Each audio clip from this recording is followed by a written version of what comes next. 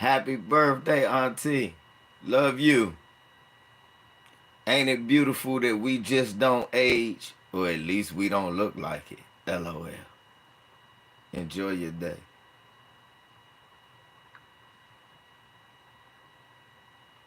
It's April. It's always somebody's birthday. Pink Meadows. What's up, baby? Marco.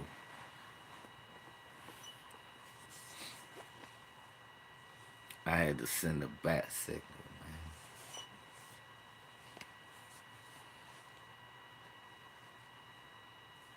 Shouts out to Bill Haney. Bill Haney, funny as shit. Bill Haney say, Floyd Mayweather said, what, man, let's get off this joint. Let's call me on the phone. You got my number. Bill said, no. Nigga, no. I'm not calling you. I don't want to talk to you. No. I don't want to talk to you.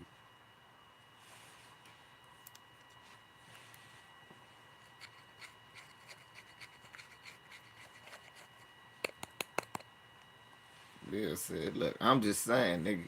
You know, I expected a thank you or something, nigga. I help your kid. Well,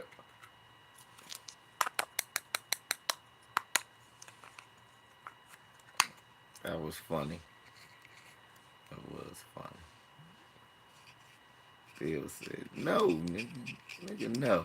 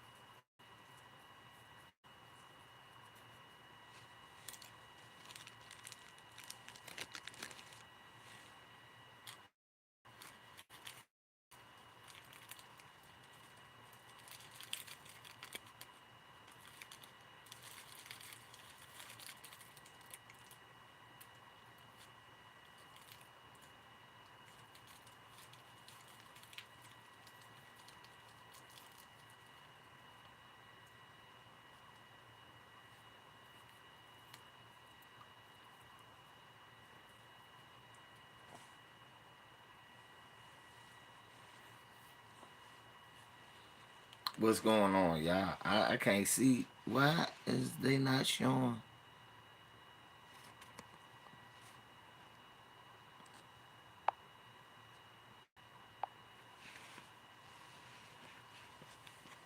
Man, thank everybody who for the birthday wishes yesterday too.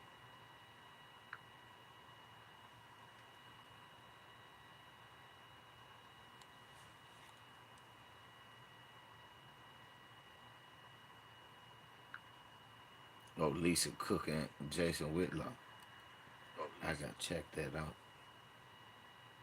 She barbecuing Jason Whitlock. I hate that motherfucker. I don't know if it's possible to dislike somebody as much as I dislike Jason Whitlock.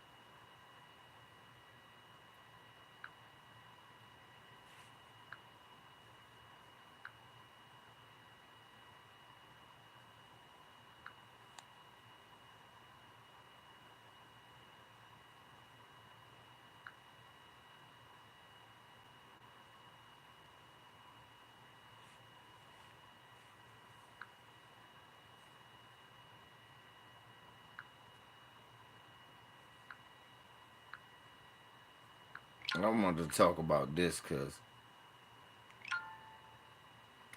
a lot of times this shit getting on my nerves. A lot of times black people like to act like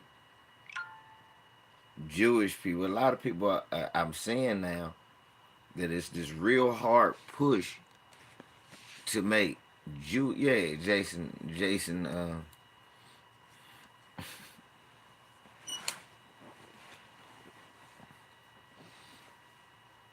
Jason Wide Hip Lock.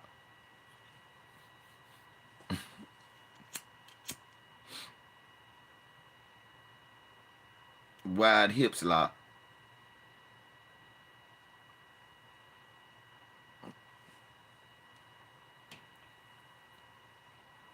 What are you talking about?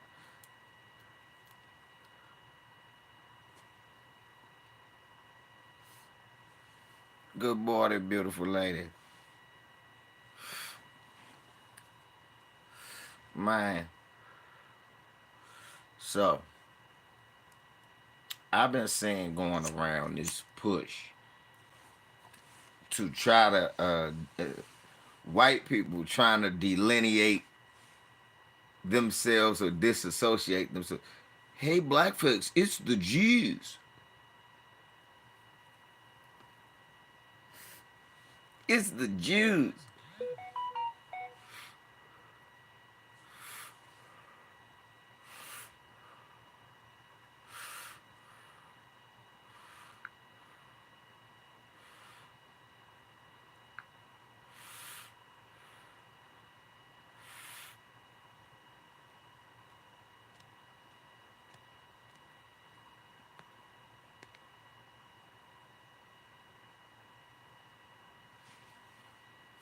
So look,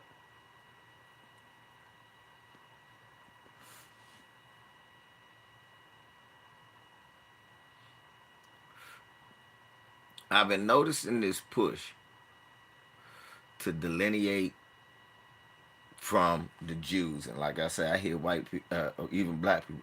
No, it's the Jew. It's the Jew. Yeah, I'm like, no, those are white people. Yo, but it's the Jew. Okay. Like somebody try to say, well, white people will just leave you alone if it wasn't for the Jew. No, no. Jews didn't come getting niggas. It was white people. It was your opinion.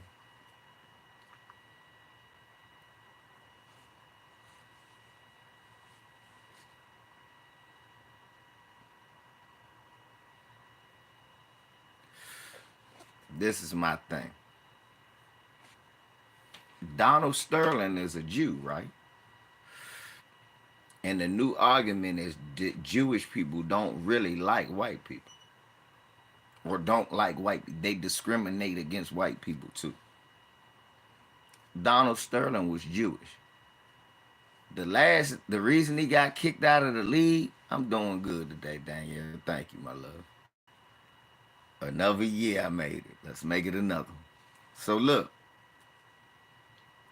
Donald Sterling is a Jew, right, y'all? Now he's just a white man to me, but he's a Jew. According to Anglos, he's not white. No, he's not Anglo. He's not a wasp. What's up, lad? He's not a wasp. He's not an Anglo. But he's still white and he's still a European. And here's the proof. He said don't bring, oh, we know that, lad. He said don't bring black people to his game. Don't be with Magic Johnson, not Larry Bird. She could have sat with Steve Nash. He didn't say don't sit with John Stockton. He didn't say don't sit with Chris Mullin. He didn't say don't be with Tom Chambers. He didn't say don't be with Bill Walton. He said don't be with no black people.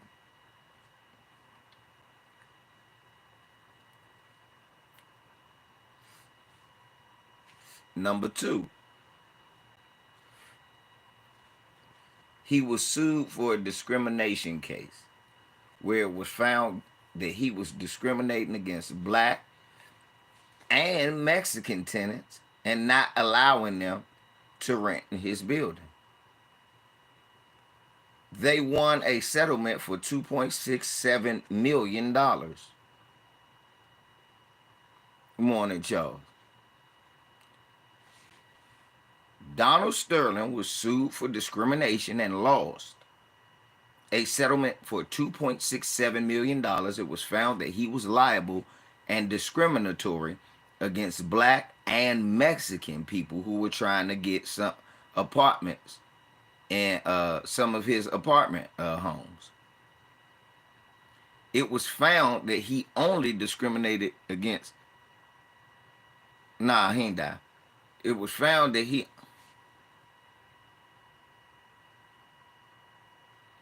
Yes, they do. They do. They do, Harvey. I'm gonna get into that in a second.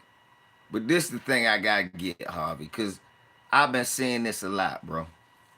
I've been listening to Brother Tariq on these Twitter spaces, Harvey, and what's been going on. A lot of these white people trying to play slick. It's not us, it's the Jews. No, motherfucker. They're not white. They're not white.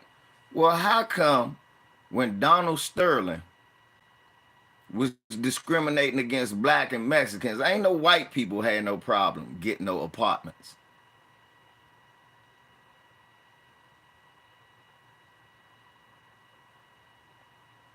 If Jews not white and they hate white people too, how come only black people end up with lawsuits against them? Here it is. Harvey done countless videos about Donald Trump saying anti-Semitic shit. He got Jews all up in his cabinet. They come right after us. Then they come talk to us about us being anti-Semitic while running with the anti-Semites. Literal white European Anglo-Saxons are responsible for their Holocaust and they attack us. That lets you know that Jews are white. That these are more white people. They just pray to something different. Let me break something down to you. White people have always fought amongst themselves over stupid shit. The Salem witch trials, they was just running around burning bitches.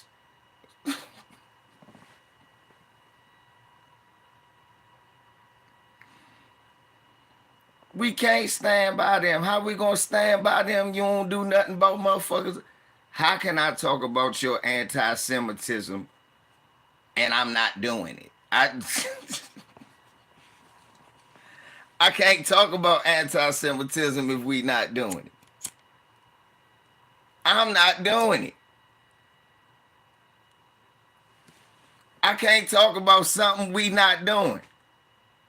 I can't say, hey niggas, y'all stop that anti-Semitism you not doing.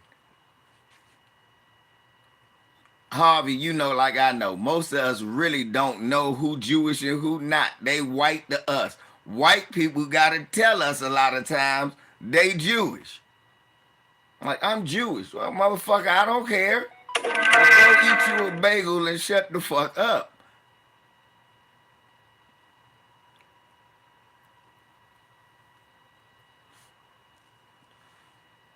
You gotta live in a specific place. New York, Chicago, Philadelphia. Baltimore got a small community of them. Them four in Florida. Them 5 places. Black people know how to pick out Jews because they got their own separate, segregated communities. So Harvey know how to pick out a Jew better than I do. Like, nah, he could tell. If me and Harvey walking together like that white dude, nah, he Jewish. Like, he Jewish? How you know, man? They got to look to him. He could see it. Most of us can't. They just regular white people to us. Because it ain't enough of them for us to be around like that. So they look like every other white person. And that's them Israeli ones, Harvey. Cause I've come across them. I was like, what the fuck kind of nasty ass accent is that Al got? They like, he Israeli. I said, oh, he a Jew. I ain't know. I was like, what is that nasty ass accent? Yeah, most of us can't tell the difference. Most of us cannot. And then if you got one of them that's born here, like second generation, they whiten up completely.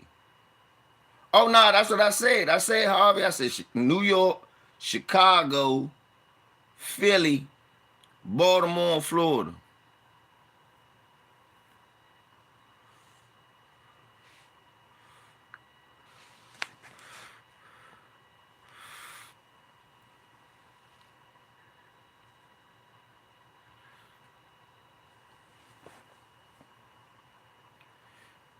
7% of America.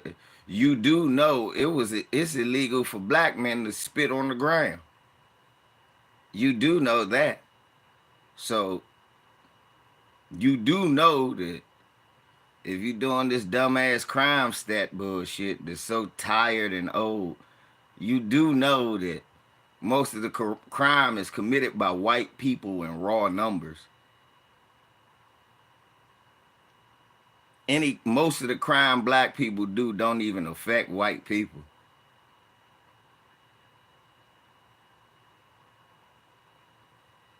Most of the crimes that white people get away with were done to black people.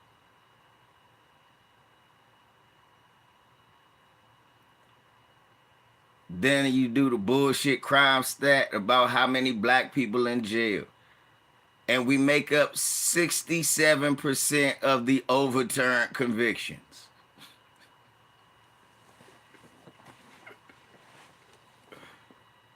That don't make sense. We represent the most wrongly accused, and we supposed to be the smallest population. So you can eat a dick, sir. Now, like I was saying, like we was cooking on. These American-born Jews, they don't even have an accent.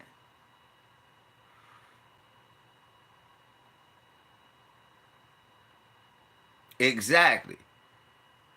It is like Sam Cedar. But a lot of them non-practicing Jews. So they shut them motherfuckers up. You'll get Sam Cedar on TV. He was on MSNBC 2 times. He said Biden wasn't doing enough and he wasn't gonna do what he said for the black community. They took that white man off.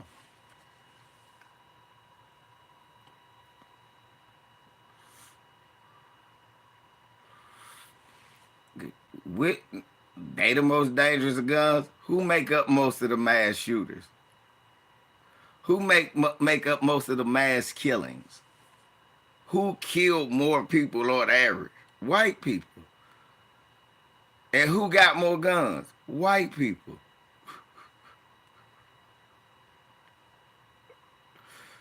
Y'all got the guns. Y'all make the guns.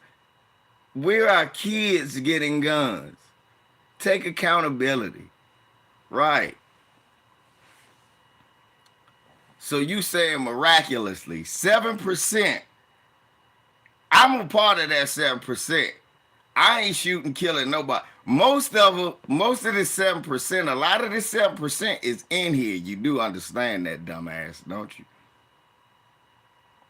You know my 2 sons counting that. You know my father has 5 sons. None of us are partaking in any of this. So you talking about a small percent of a small percent, you fucking idiot. So how are they doing all this and getting locked up? Talk to me. They can't be getting locked up and committing crime at the same time. What's going on? And if they not getting locked up, then what's going on with your insufficient, ill-effective law enforcement? Why are you so supportive of a law enforcement that can't solve crimes from low IQ people? Your argument falls flat with just basic common sense. Basic common sense. The stupid shit you're saying doesn't make sense. It's just troll behavior. Like I said. It's just troll behavior. And what you really need to do is go look at your Neanderthal mom and tell her, man, you know what? it might have been this diet of boysenberry pie and fucking casserole and potato salad with raisins that made most of our people such murderous freaks.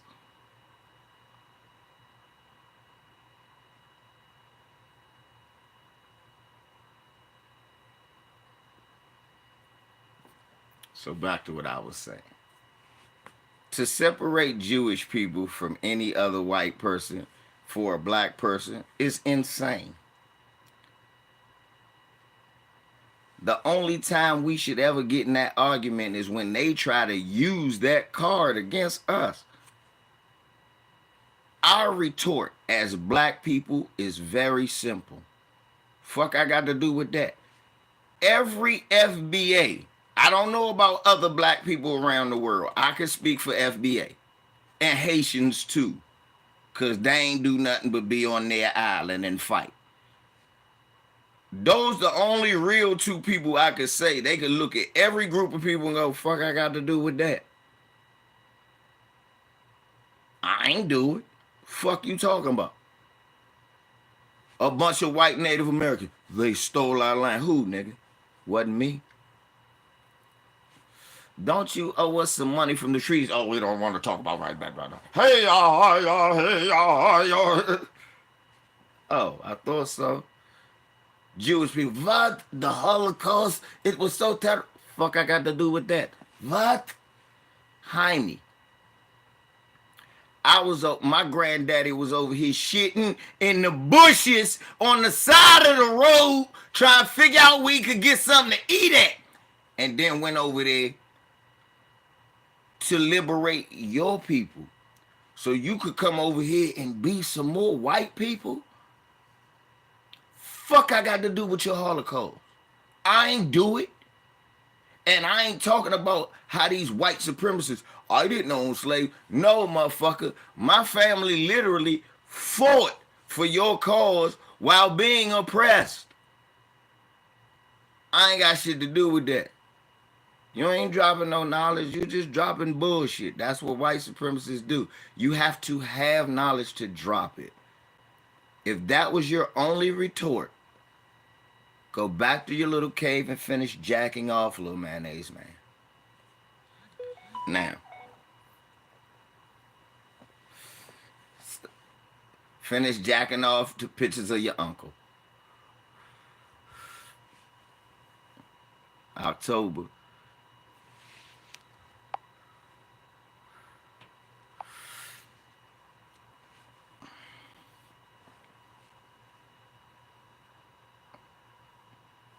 And tell your boyfriend Mike, I said fuck him, he's a peck of wood too. Now, little mayonnaise men, what the fuck is they doing on here? Yeah, and that Gaza shit, yeah, I'm not in that. Whole time Palestinians up this motherfucker owning every tobacco and smoke store. They ain't worried about no Israelis. Whole time Palestinians over this joint owning every tobacco. And if they not Palestinian, they Afghani, they in our neighborhoods. Are they treating us with respect? Them motherfuckers getting rich selling shit to you that they ain't even supposed to be using, yet alone selling. And then they talk shit about you. I just cussed one of them motherfuckers out, wrapped up in all them sheets with that damn hat on. I said, motherfucker, fuck you mean, why do black people come in, they smoking this, that? I said, well, first of all, you Muslim, you not even supposed to be around it or selling it. And then you gonna judge the people who use it? You just as bad. Why would you be pushing it to them? No, but my uncle, I said, your uncle came here because our people made it possible for this to be the richest country in the world by working for free. If it wasn't for us, your ass would be in the middle of the sand, sitting on a camel eating a falafel, you piece of shit. And I told niggas, don't go in that store no more. That's why people keep going there breaking the windows out of that junk now. Because they disrespectful. That's the funny shit. Every time I drive by there, the windows is broke on that place, Harvey. And I know why now.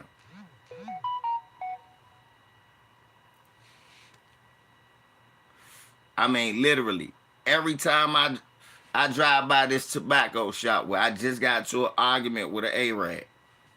I ain't even tell y'all about 2-3 weeks ago.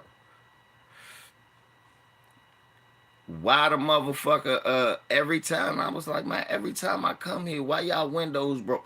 One time I came and somebody turned over all the all the like candy and shit, and you could see they did that shit on purpose. And I told him, I said, man, if you don't respect black people around here, you ain't gonna last long.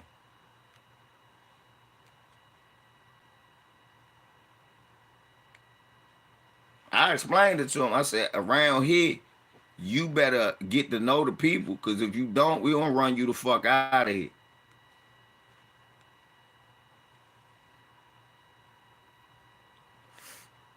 Damn right. There you go. You know why I stayed quiet about the conflict? Because what I just told you.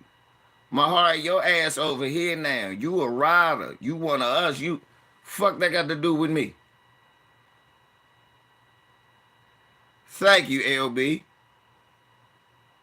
Like Harvey said, at the end of the day, both of them gonna call you a nigga. Fuck, I look like helping you. We got these young brothers and sisters getting arrested for people who don't stand with us. Right. Harv. We got future coons getting arrested.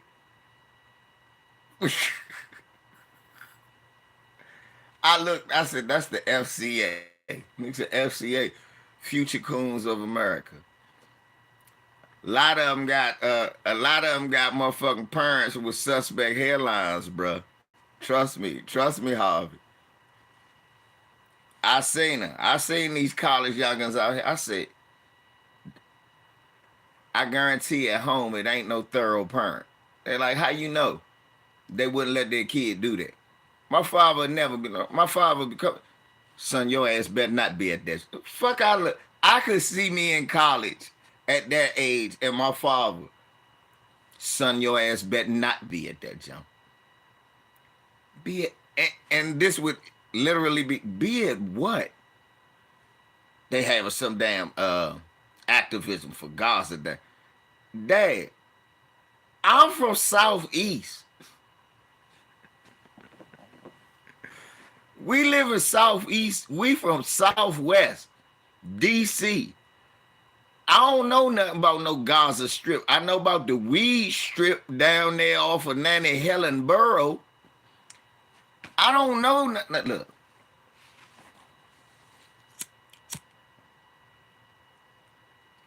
You want me say anything. If they be like, people are being oppressed, I be like, well, that's wrong. So you stand with them. I don't stand with people being oppressed.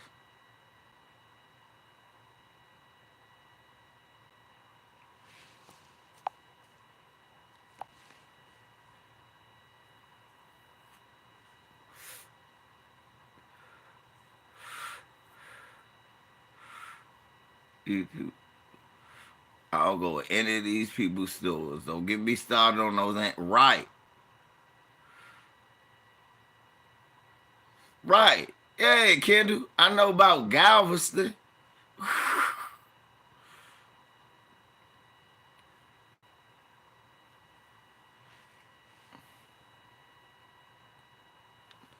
Hey, let me tell you about the Indians, Harvey.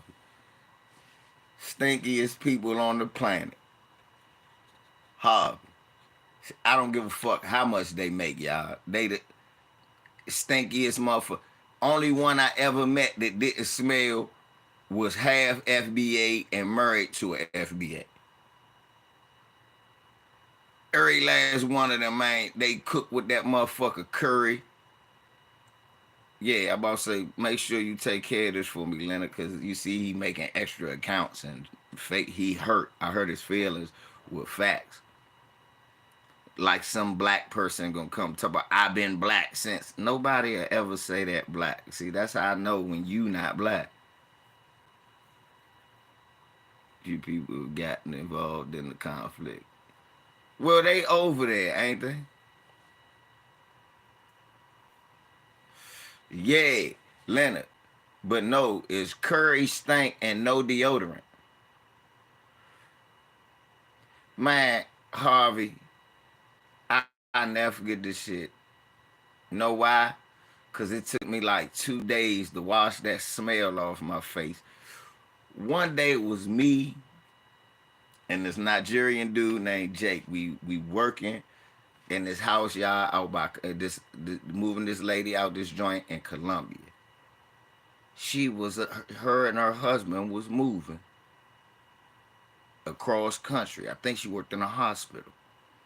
Man, we walked in the house. I'm like, God damn, my eyes. Get the water. I'm like, what is that smell? He said, it's curry. I said, curry. Good God. I was like, curry. I said, nigga, you about to curry me the fuck out of here. Cause it's about to knock me out.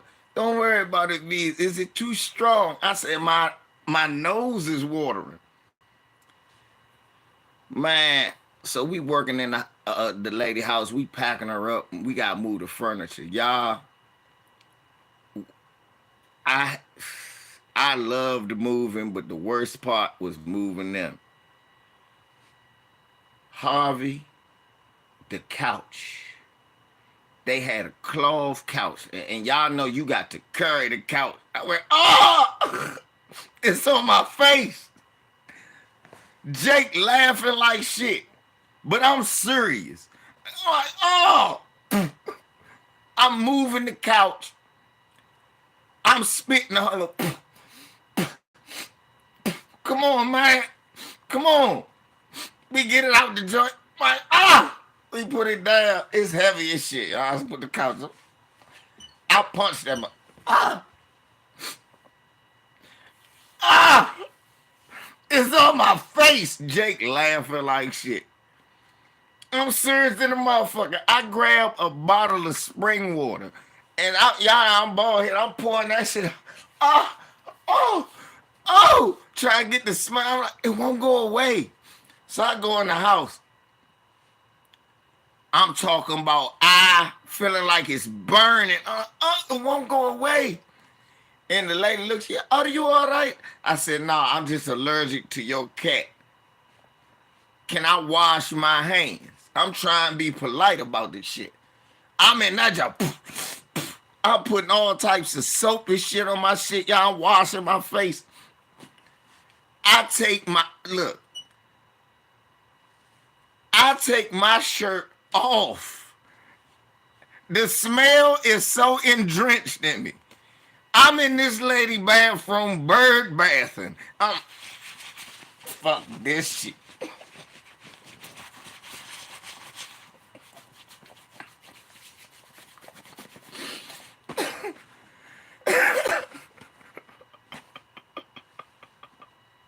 I'm wetting napkins up.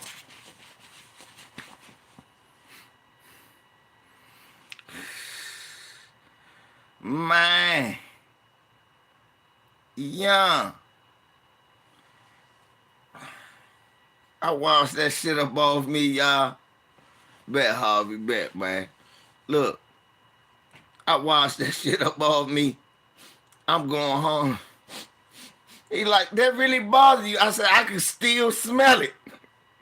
That's some bullshit. That bitch tipped us $5.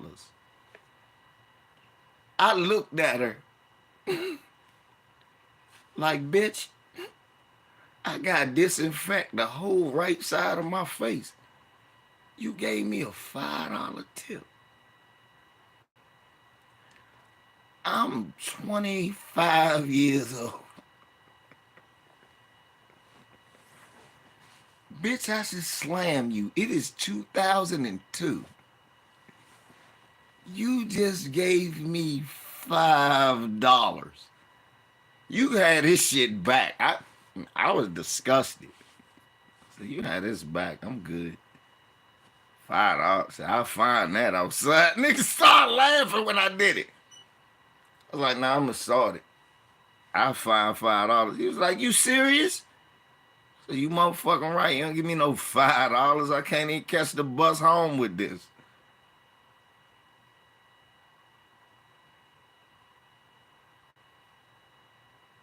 You want to assault me, bitch.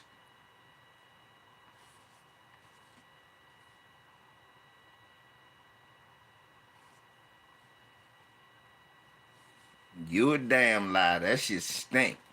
We went into a house one time, another Indian house. I'm like, oh shit, here we go, this curry shit.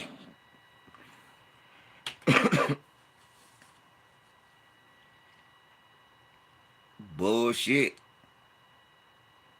My cousin ain't like that shit either. Oh, was like, man, what the fuck is that smell?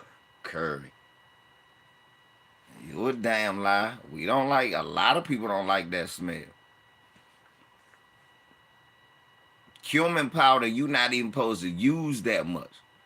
They overuse cumin powder and they overuse curry powder.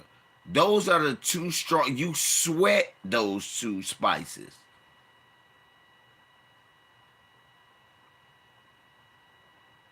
Them spices come out of your pores. You sweat them. Like if you eat garlic, you sweat garlic. You sweat that. You not supposed to use a lot of that shit. They overuse both of them in every meal.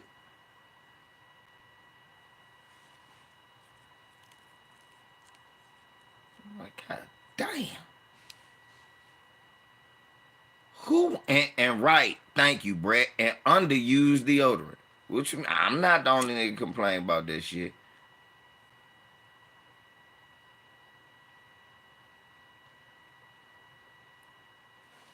Think about this, Shirley. This is how preposterous that is. Would you want to walk around smelling like neck bones all the time? Black eyed Pete smelling like fried chicken all the time, smelling like greens all the time. No. Motherfucker don't know you ate. Only thing a motherfucker know that a FBA, oh, you was eating crabs, huh? You was eating seafood, huh?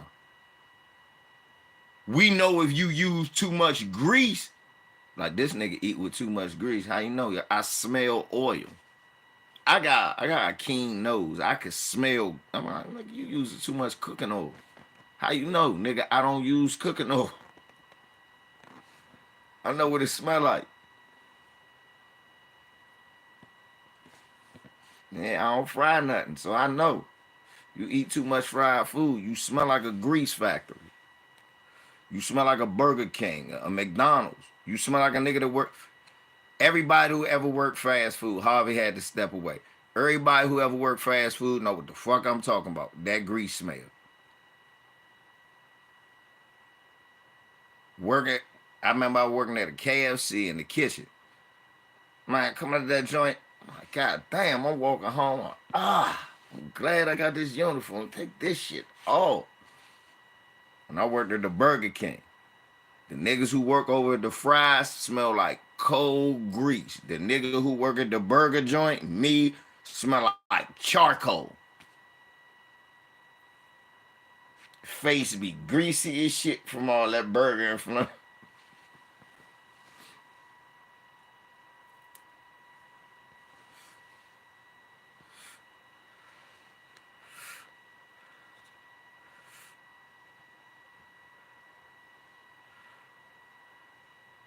Right.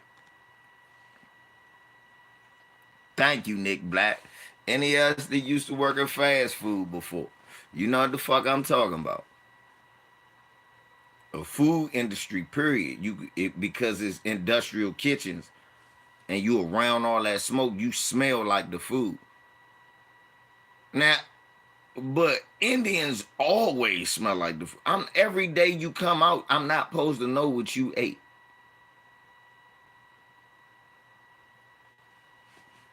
Motherfucking, oh, you been eating watermelon, huh? Don't nobody do that to us.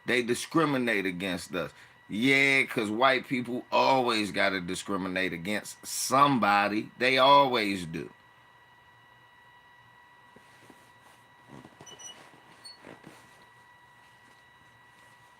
White supremacy has always,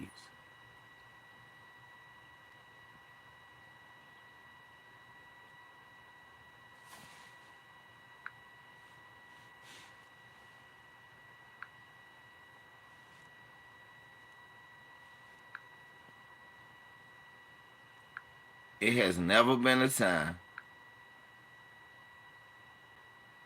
where white supremacy, how you time motherfuckers up? Because that no Diddy shit, y'all know I don't play that. That's not cool and that's not funny. Y'all Bama ass young black boys up here associating gay shit to another black man. When it's Sam Smith's running around here, why y'all wasn't saying no Sam Smith? And what do Diddy got to do with anything I said? Anyway, shit, we talking political. We talking about real shit. You should have said facts. No J. Edgar Hoover. I would have bust out laughing like, right. Because he was a closet gay man. There was fucking black people's lives up. So much for the LGBT being discriminated against. That's what I'm saying, too cool. That's what I mean. It don't matter that when white people, when it was just European on European, they was fighting each other.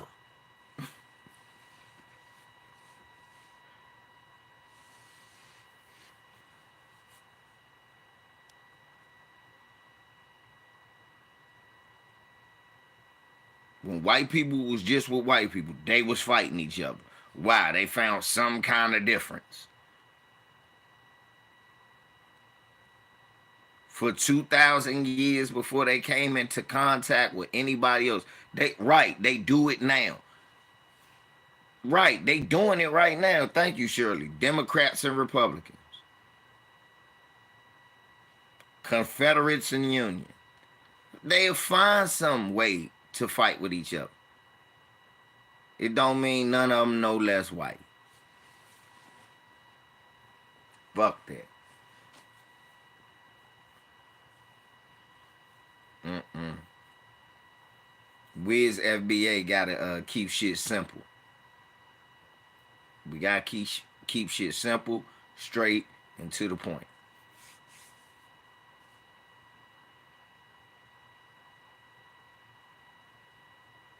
Like, shit ain't always black and white. Yes, it is. There you go. No Tucker. Now, there you go.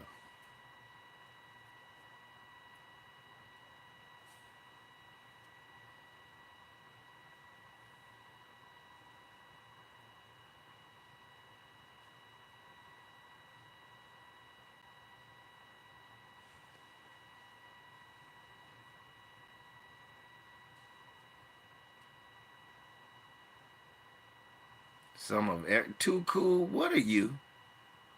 Did this nigga just try to all lives matter? Oh, it was everybody. No, everybody didn't do what they did. Everybody didn't do what they did. Everybody wasn't bashing their women upside the head with clubs. Everybody wasn't doing that. It was just them. It was just them. Everybody wasn't eating raw meat and scared of fire. It was just them. Everybody wasn't living in caves. It was just them. It was just them. Too cool. Are you black?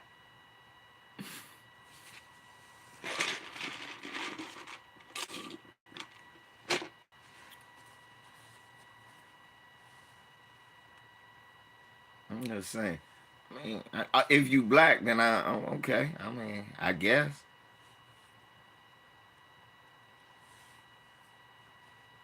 I guess. I guess we got some of you too. No problem.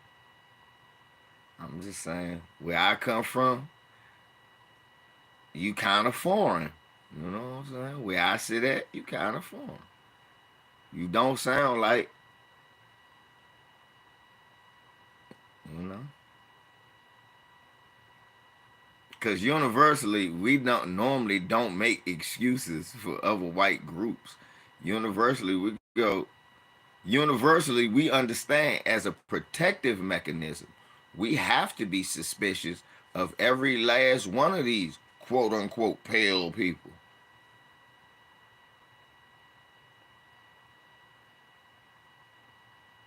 It's just a natural defensive mechanism for us. If we don't, we could put ourselves in immediate danger. We know this through years of experience, generational experience, if you will. So it is common among, I know, FBAs, because I'm not just the only one like this. My whole family is like this. Even the quote unquote more liberal ones, they don't be trust. They talk to them more than I do, but they don't trust them at all, and they damn sure don't go in. Oh no, it's a difference. No, it's the same thing. No, we are oppressed like you by other white people. Yes. What you do about it? We ran here to become other white people.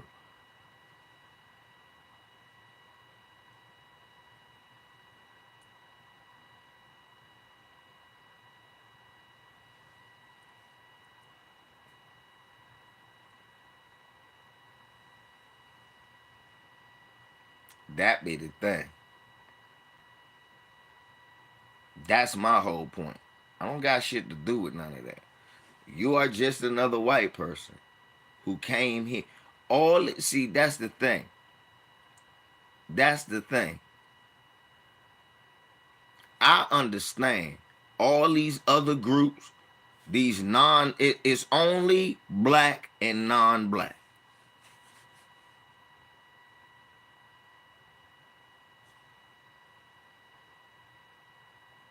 People think it's black, white, and non-whites. No, it's black and non-black. That's it. It's two races, the black race and the non-black race. Don't believe me? Why come when every other race of people come here, they jump on, they fight for the right to be white?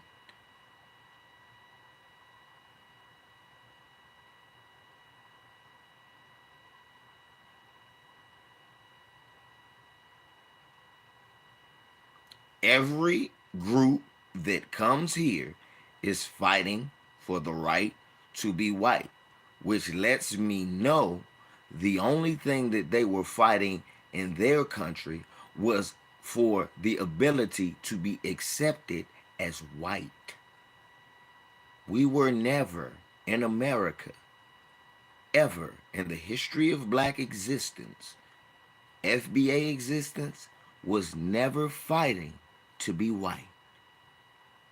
We always understood we never were fighting to be white. And that's what a lot of brothers and sisters fail to understand. And in my limited travels,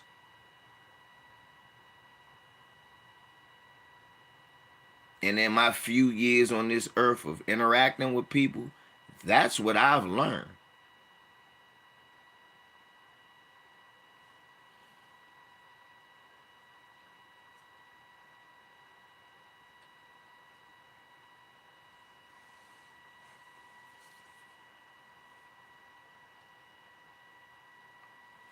And most black people who get it understand the same goddamn thing. It don't matter where they live at.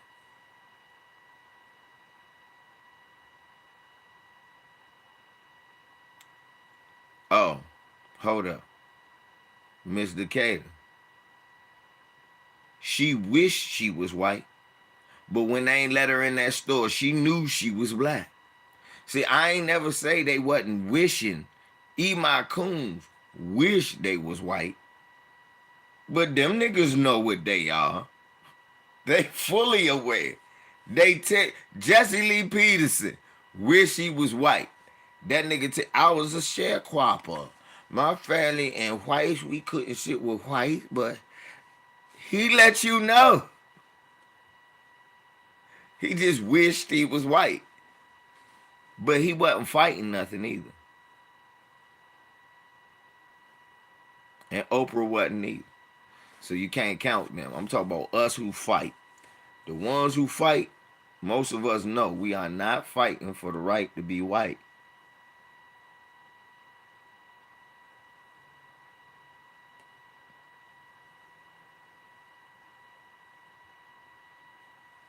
That's it. We just really what we fighting for is to be given our fair share and leave us the fuck alone.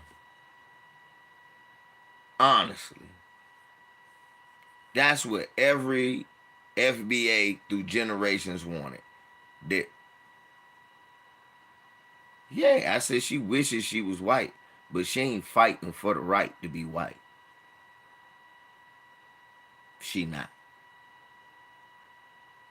She living in her blackness, taking her money in and enjoying it the best she can. A lot of them motherfuckers, the coons, they wish they were white, but they not fighting that. Like I said, our people fought for our blackness, not the right to be white. Them people back up, them people who run from their country and come here, they're not fighting for, they're fighting to be white.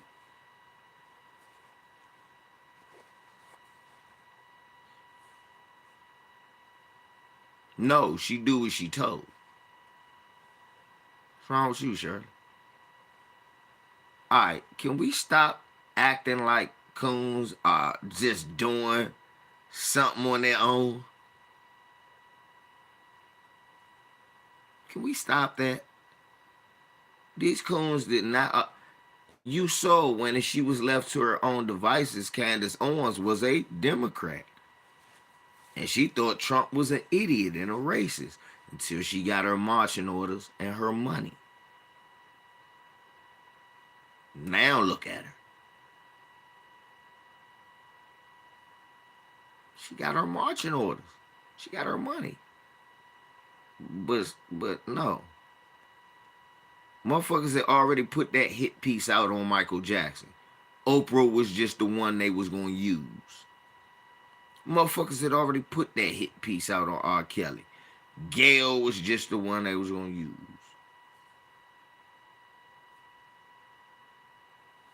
Gail, this your job. What's she going to say? Oh, no. You been saying yeah the whole time, sleeping with white men. Yeah, Shirley, I hear what you saying, baby, but stop acting like a coon ain't operating under marching orders, Shirley. Don't give a coon that much motherfucking credit. That's why he's a dumbass coon. He doing whatever Massa say.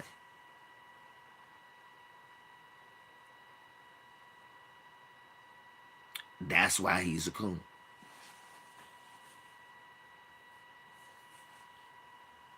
Our brother's back in the building.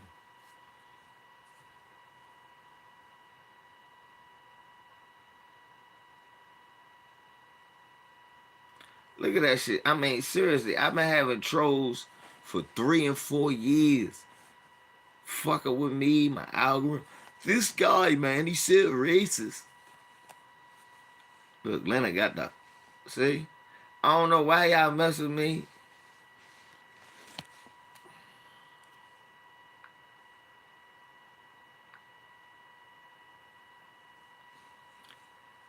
Look at this shit, Harvey. This is the shit people do.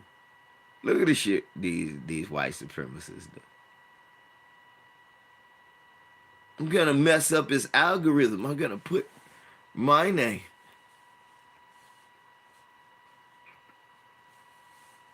Throw off the algorithm. My name will come up.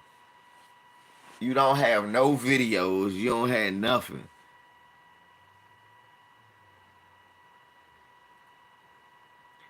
Oh yeah. I need to, I got my father one. I gotta get my father a lawnmower, man. But he don't want no right. He want a. Yeah. He want a good push jump again. Yeah, they did. It used to be a bunch of fake ass Superboy accounts, and when I used to try to find your damn channel, I was like, man, this ain't him. That's when I was YouTube dumb. A lot of y'all taught me shit. You, Jason Black, Professor Black Truth, y'all taught me how to read people accounts, especially you. You used to be good with that shit.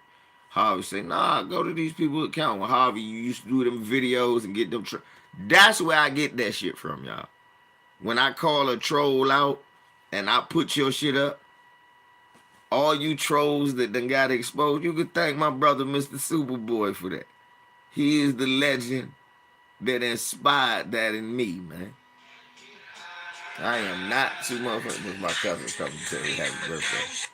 What's up, cousin? Ain't nothing. Yeah. Yeah. Yesterday. Ain't no thing. Ain't no thing. Shit, nothing. Just chill. Just chill. We hit.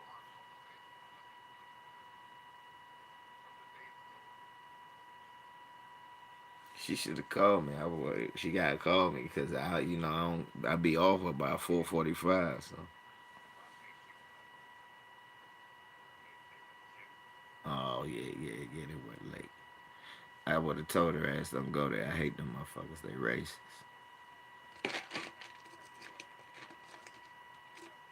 Yeah. Mm. Nah, they be treating them girls that work there like shit. Hey, bro, but let me finish doing this live, man. I'm gonna hit you up though. Thanks for calling me, bro. Yeah, bet. But yeah, that is why they hate Harvey. Harvey inspired a lot of us to start doing shit. So once we start doing our shit and exposing these white supremacists, and then the ball start getting heavier and rolling, man. I remember one time I was on the Harvey. I don't know if you remember this. That's when it was the Advise show when you could call, and I called in.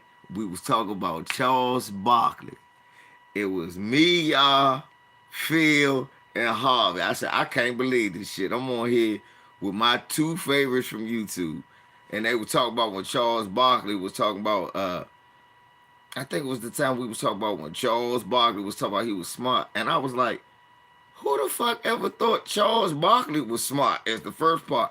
And, and y'all bust out laugh like, yeah, that's the part that got me. But yeah, I never forget that shit. That's an old joint, y'all. That's on fit. That was years ago, y'all. That was years ago. See, Harvey, I know Harvey remember. Harvey got a motherfucking elephant memory like me and shit. I be hearing them talk about episodes. I'm like, Slim, I remember that shit. I said, I remember that shit. Certain shit. Like, I ain't watching the Superboy stuff, but the old stuff. I mean, like the Superman, I ain't watched that coming. I'm great. Fuck Harvey up. It was certain shows I never watched because I never liked Dean Cain. I hated that motherfucker.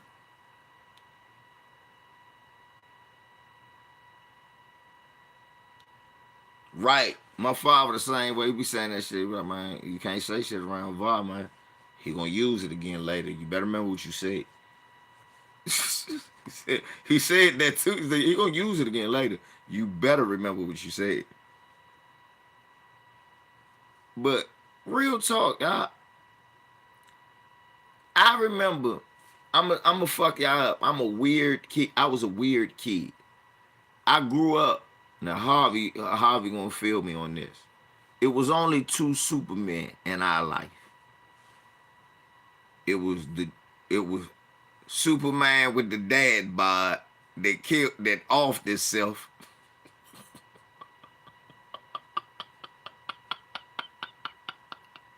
Superman had a dad bod.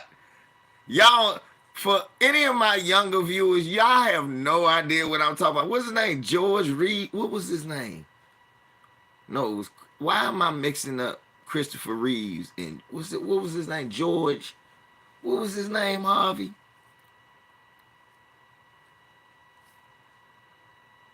It was Christopher Reeves was the next Superman. So it was George Reeves. I thought, yeah, so I was right. All right. So it was George Reeves. Thank you. I was right. By the time we got older, it was Christopher Reeve. We was cool with him. He did right. So it was George Reeve, Christopher Reeves. So we had Reeve, and after he realized he wasn't stronger than a speeding bullet, we got Christopher Reeves. Yeah, I did come up with that term, Sky Daddy. I did. I did. Because people were getting on my nerves. Oh, but our Heavenly Father. I said, so instead of doing something, I'm supposed to wait for Sky Daddy to come. Ain't this a bitch? I pissed some people off with that. But anyway, so Christopher Reeves was the only other Superman. I don't like changes. Okay? I hate changes. Don't try to go back and tell me the story of Superman as a kid when you had the chance to do that shit when I was a kid. I never liked that Lois and Clark show. I hated that son of a bitch. I said, there's something funny about that white man I don't like. And my father was like, I don't think he all the way white. I think he Asian. He got something. He said, back in the day, Harvey, my father still said, look like a pineapple face. I say a pineapple face. He said a Hawaiian. He said, man, I don't think he all the way white. He ain't claiming something. And then I found out, like you said, when it came out that he was Asian. He didn't like to talk about it. My father said, yeah, old redneck white motherfucker want to be white. I said, what? He said, yeah. I knew that old bullshit, fake ass Superman. He ain't no Superman. That's how my father used to be watching that bullshit. Right. Come to find out, and he hid it. Same way with Keanu Reeves. I don't trust motherfuckers that do that. When you do that, you fighting for the right to be white. Right. Just like, it ain't just that, Harvey. I ain't never know what it was he was. Watch this, Harvey. And watch everybody light up in the chat room. I never knew what it was he was. But I always knew this white boy was not just a white boy. He wasn't just a quote-unquote Jew. I knew this white boy was not just a white boy. I said, he looked too funny. Rob Schneider, Deuce Bigelow, he never tell you he Filipino.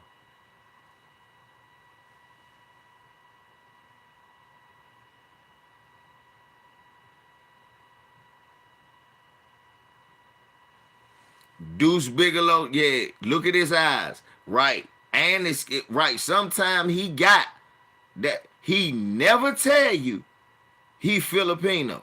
You right. He had Filipino though.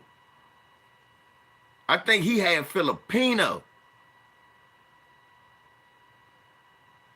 So he might be half Negrito. You know about that, huh? I know you know what I'm talking about.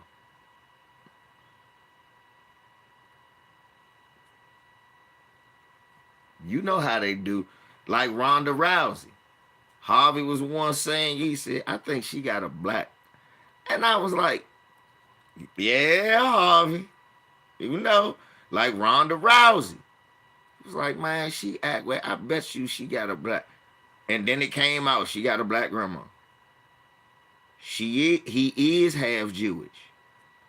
He's half Jewish white and half Asian. Filipino Asian to be exact. I just found that shit out, like, I say about a year ago. I said, damn, he is. I looked it up, they was right. I said, damn, he is. Why he don't tell nobody?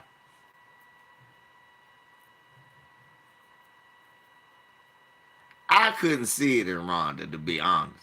For real, I always thought Rhonda was just a Becky. I thought she was bullshit.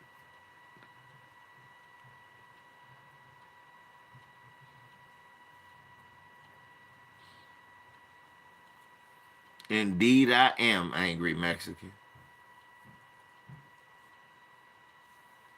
All day, all night. That to the point where I look at all their asses white. Right, right. That's how I look at. Look, Harvey, I was saying this before you got back, bro. I said I look at things from this perspective. This is the thing that people do that I don't do. Most people look at it like this: black, white, non-white. Your father used to bet, yeah. My father, I'm telling you, and I go, you right. But most motherfuckers look at shit black, white, non-white. Not me. I do black and non-black. Because everybody else fights for the right to be white. For real, you gotta go black and non-black. The coons even can go in the non-black sector. But honestly, like that, like how thank you, Howard. Right, right, Nate. That's how you gotta do it. Is black and non-black. Everybody else fighting for the right to be white. When they come here, the first thing they do is jump on team white supremacy. They try to use the shit that we fought for against us. They come here, use all the minority benefits meant for us, and then use them against us to say, get rid of them. Them niggas don't need it. Even though I used it to get where I'm at, I pulled myself up by my bootstraps.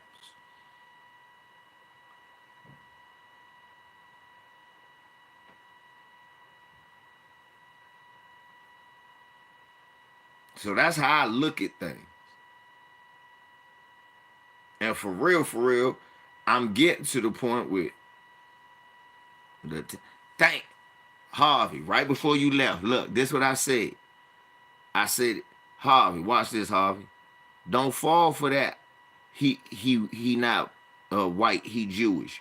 Dude, they were saying I'm not white, I'm Italian.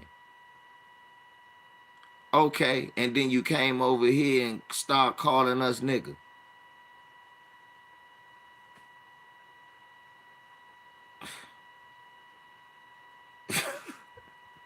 You ain't come over this motherfucker and saying we shall overcome.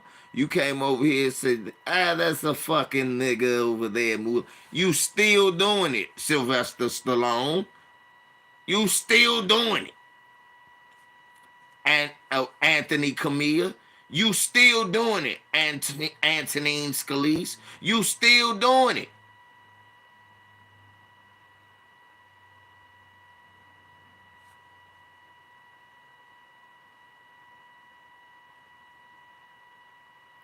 Then what else they do, Harvey? I mean, I'm white. I'm Irish. Yeah, you and the Englanders were fighting until about 95.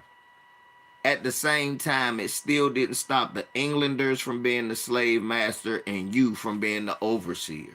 It didn't stop in Chicago, you, the white man, being the corrupt politician, and the Irish man being a corrupt cop. Did it ever stop any of that? 90 years ago, they was whooping Irish ass too. White people and white people were saying that Irish weren't white people at the same time, simultaneously. You're not white. You can be the cops and go beat up those niggers. Sure. Give me a clover leaf and a baton of...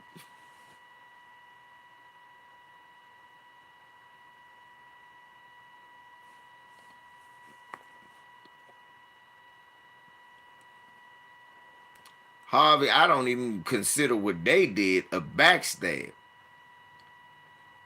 I don't know how you trust a nigga with a sword in his hand. We that one, them motherfuckers never really stuck up with you.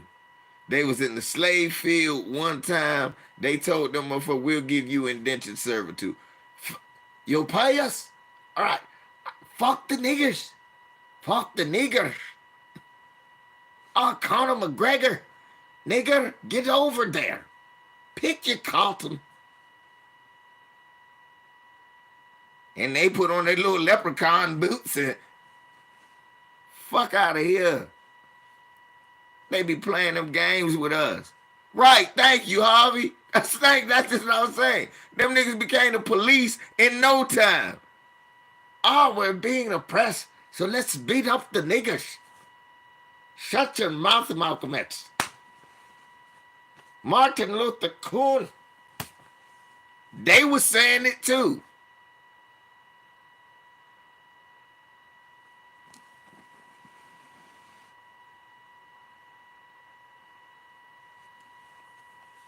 Right, Nick? Nah. Whites always play this game. I'm not white. I'm this. Motherfucker, you a racist too. All you motherfuckers got blood on your hands.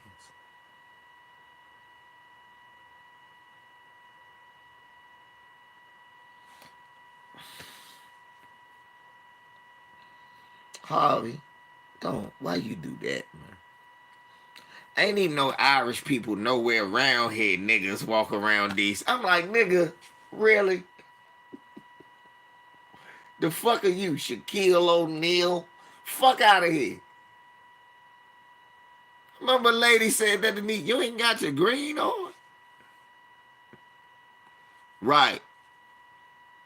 You ain't got your green. I said, the only green I need is in my pocket or in my blunt. Other than that, nah, I'm good. Fuck I look like. The fuck I look like. Celebrate some shit ain't got nothing to do with me.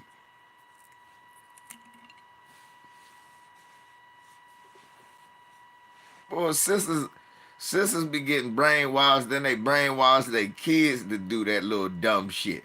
Niggas be walking up to me. It's St. Patrick's Day. My mom and your mom taught you that shit. The fuck is what was her last name? Ryan? Why the fuck are you celebrating? Nigga, you got a big old nappy fro, nose rings like you done left Africa and shit, and you out here running around celebrating some cracker holiday with a clover, run around talking about, where's the big gourd? I'm gonna let you have it, Harvey. Motherfucker be mad at me. Really, nigga?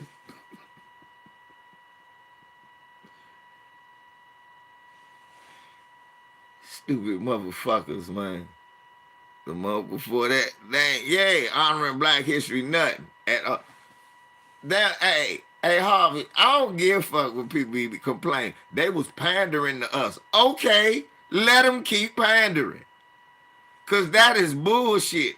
I don't mind Black History Month. They was putting all types of Black History shit on TV. Cool. But this bullshit they do now, Harvey, this is what they do. Celebrate Black History Month with 3.5 percentage down on interest rates on your new car at Coons of Manassas. We're We're celebrating Black History Month. No interest cost. That I don't.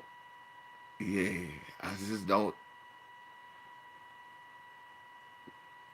Right, they did that for Dr. King Day. Celebrate Dr. King, and then the name. I swear to God, I'm not making this up, y'all. Y'all can, y'all can YouTube this. Right, zero money down at Coons of Manassas. Martin Luther King Day. Martin Luther King Day. And the name of the place is Coons. Koons. Coons of Manassas celebrating Martin Luther King. Zero interest rates. 500 down. That man ain't get shot in the motherfucking neck for this. I just know this not. I'm in here, Harvey. I'm in the jump punching the air like Cuba good. Motherfucker. I hate you. Motherfucker. I'm gonna kill you.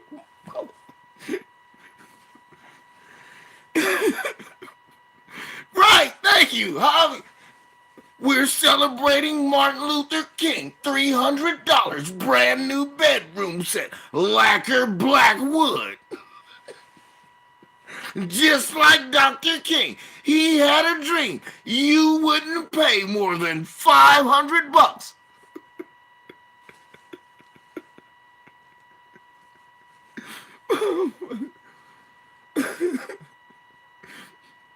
You remember that shit, Harvey, old boys doing that nigga crying.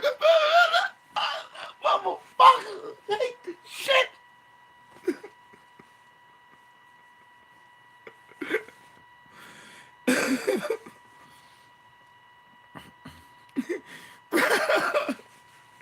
Hey, I don't care how old I get, man. All right, man, Ricky, man. Run, Rick. They don't make movies.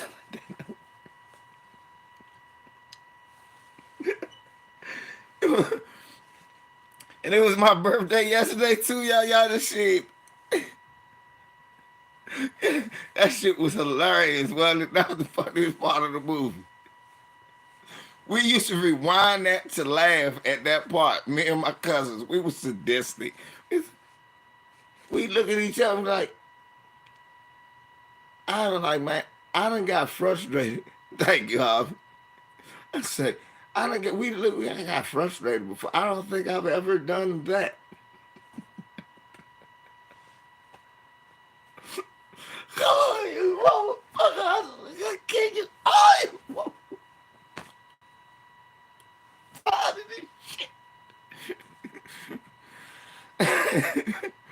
I said, this nigga's having a breakdown.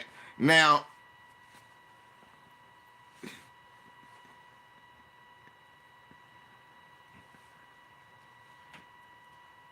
yeah, man. Thank you, y'all. Yeah, man. There's so many of them in the family, bro. There's so many April babies. That shit is wild. Motherfuckers was looking at me. I was like, yeah, the 5th. That's my son's birthday. Say it's the 9th. It's my sister-in-law's birthday. No, 47 years young, man.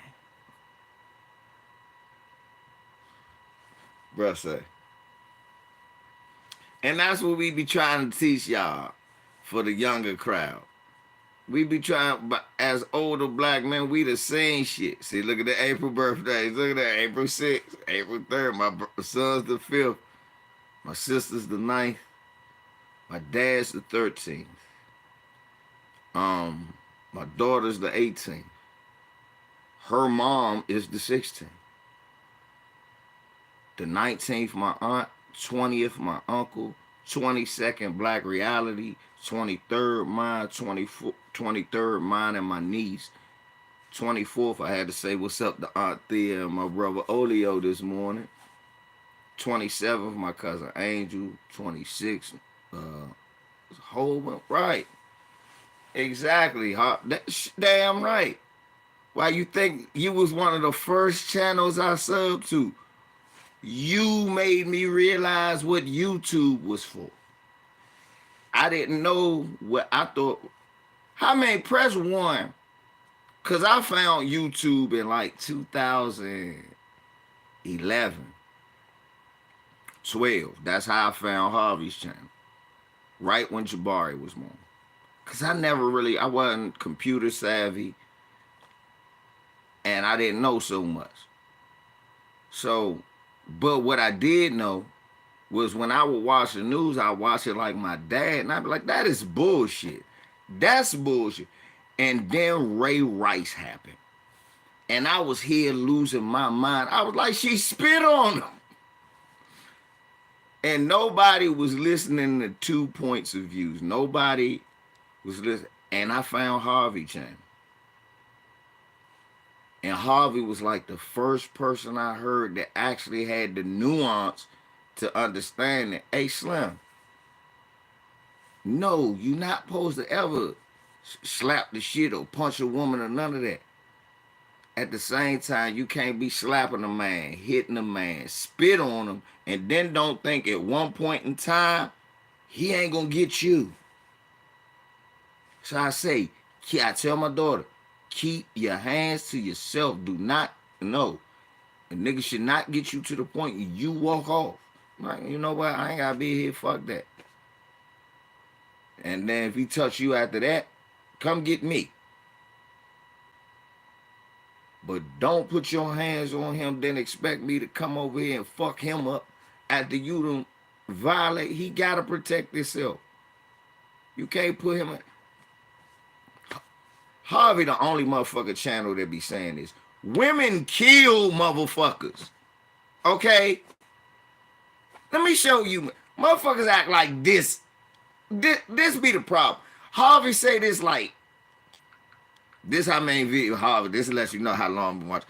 Harvey been saying this shit, I think, since 2014. Do y'all understand that women kill people too? Let me show you something. Because niggas act like this ain't a thing. Watch this. Watch this. Because you will always hear some dumb nigga, oh man, it ain't never, no.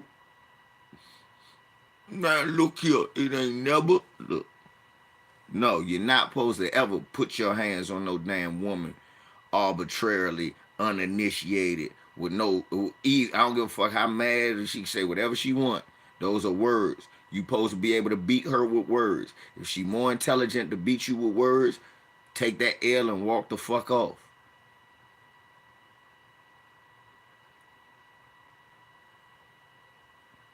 But that abusing women shit is not cool. That's how my grandmother was killed. Full disclosure. My father's mom was killed when he was 5. So I'm not down with that dumb shit. That's the first thing. But to the ladies, first of all, if you with a nigga who you think gonna put his hands on you, you get away from that nigga. You don't stay with this nigga. It's only gonna get worse. And then your family gonna be left with feeling some kind of fucking way because you made a bad decision.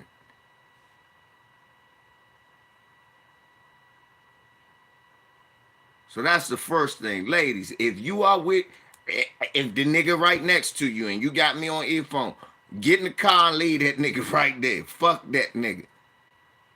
He's a dumbass. Fuck him. That's the first thing.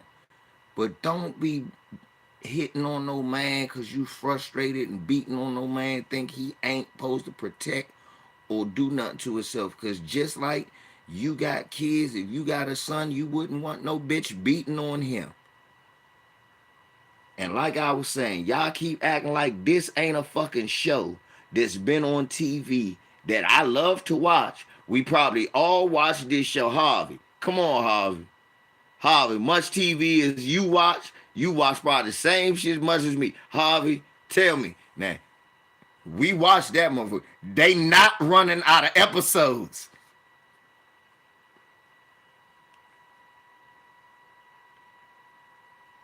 Thank you. Right with Harvey.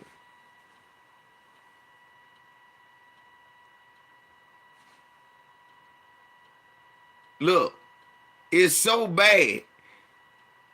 They came out with another one. Diabolical. But this motherfucker right here is the shit. Harvey said, yep, this is the shit. It ain't, it ain't been, press one if you been up early in the wee hours of the morning, Discovery ID and that motherfucker on. You want to go back to bed. But if that is on, not only do you not go to bed, you be like, shit, it's time to go to work.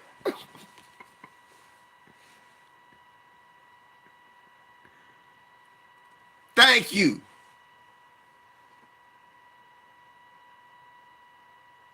Right, Dateline is the no. Nah, Harvey, this the one about Dateline. Dateline, if you watch Dateline is always a woman killing the motherfucker other woman they suspect.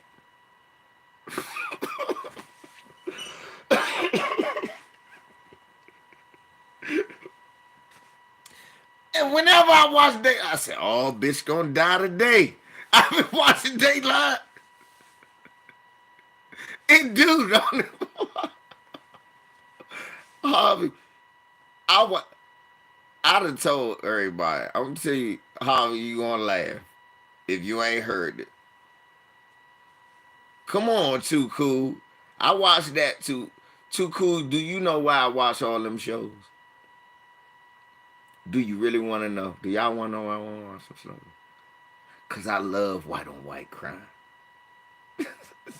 White on white crime is the best crime.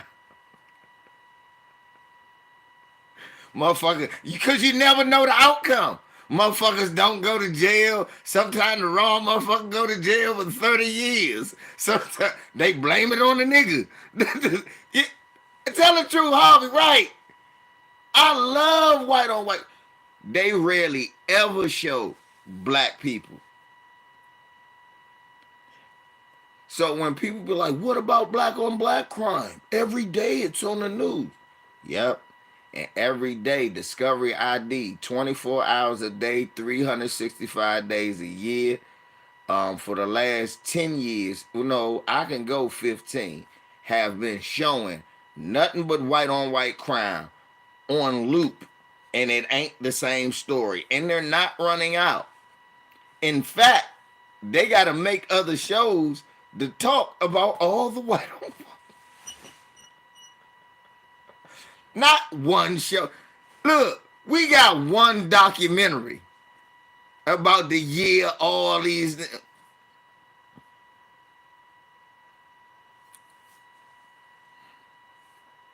No, Harvey. I be wanting to, I be trying to type that sometime in your thing when you be talking about that. Let me tell you what To Catch a Predator did, bro. It changed the school system in Virginia. Right. It changed the school system in Virginia. Yeah. Yes. Because it was a Virginia school system. People don't know. The first To Catch a Predator was in VA, right across the bridge. I'm talking about, Harvey, I'm talking about they was 35 minutes away. They're not far. I said, I know that neighborhood. I said, ain't that a bitch? Somebody said, brought out with a little girl one time. She's like, well, this when To Catch a Predator was on. I mean, we sitting, I'm like, I know that neighborhood. Ain't that a bitch? Like, what? I said, I think they called the police on us one time. We was trying to move a motherfucker out.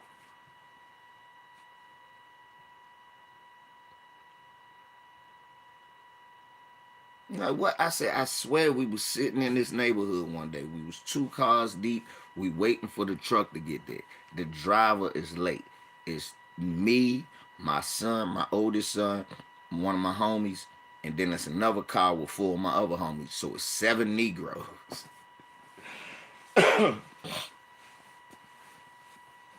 They called the police. Yeah. Yeah, it was Alexander.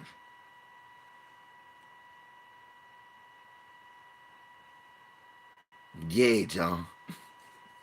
They wasn't nowhere. They changed the way the school system worked. And you know a teacher fucking around with a kid. Oh, I'm glad I can't. Can I show? So I'm online, right? At Anthony Camilla. I'm glad you said something about that. Watch this, Harv.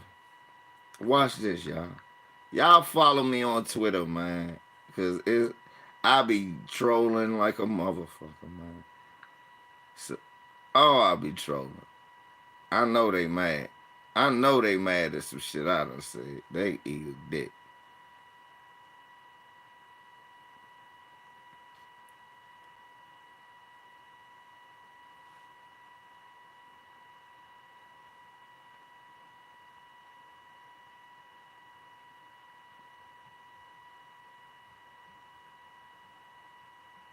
But this motherfucker, they blocked me off his joint.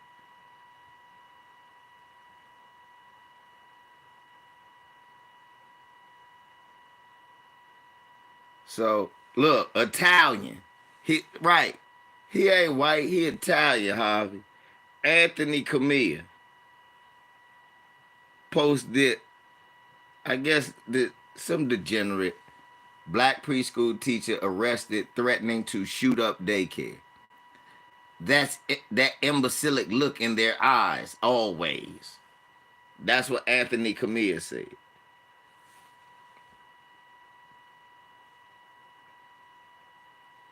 So I put this picture down and wrote, I agree.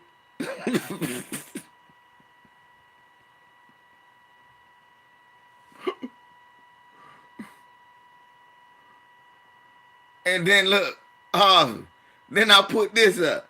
Yeah, I know what you mean.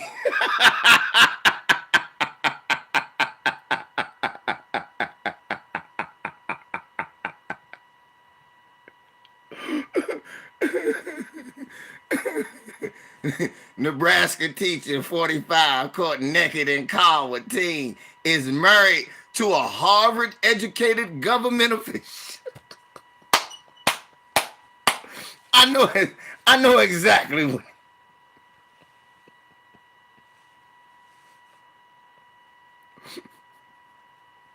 Ain't nobody reply to me, y'all. Why y'all thinking?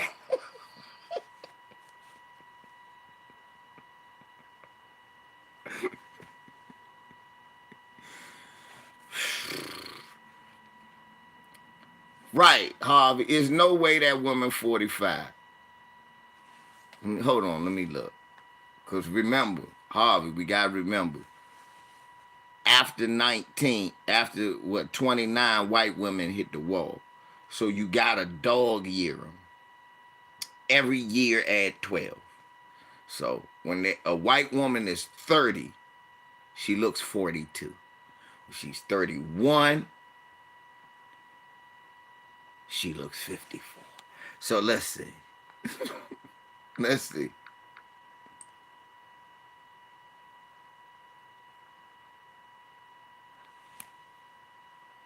I don't know, Harvey. She do look, I'm gonna give her. Is she look about 72 to me, so she could be 45, Harvey. She look about 70. 70 something. She could be 45. Yeah. White women age like lettuce in the crisper.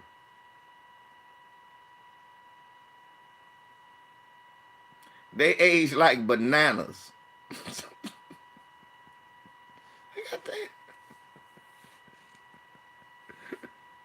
That's a white 70. Think about Roseanne Barr.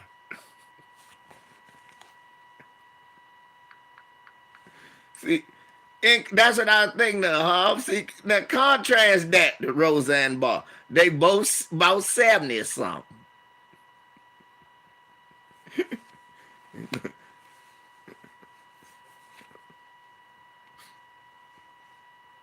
That shit. Man, ain't hey Harvey, ain't that fucked up when you come up everything with racist and we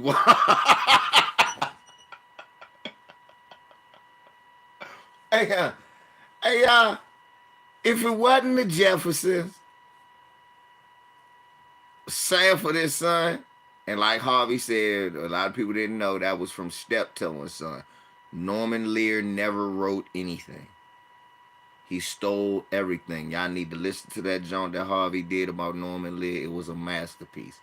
For people who don't know that much about TV, you will learn stuff about the history of television and then learn like why this name keep popping up everywhere in shows that's affiliated with us.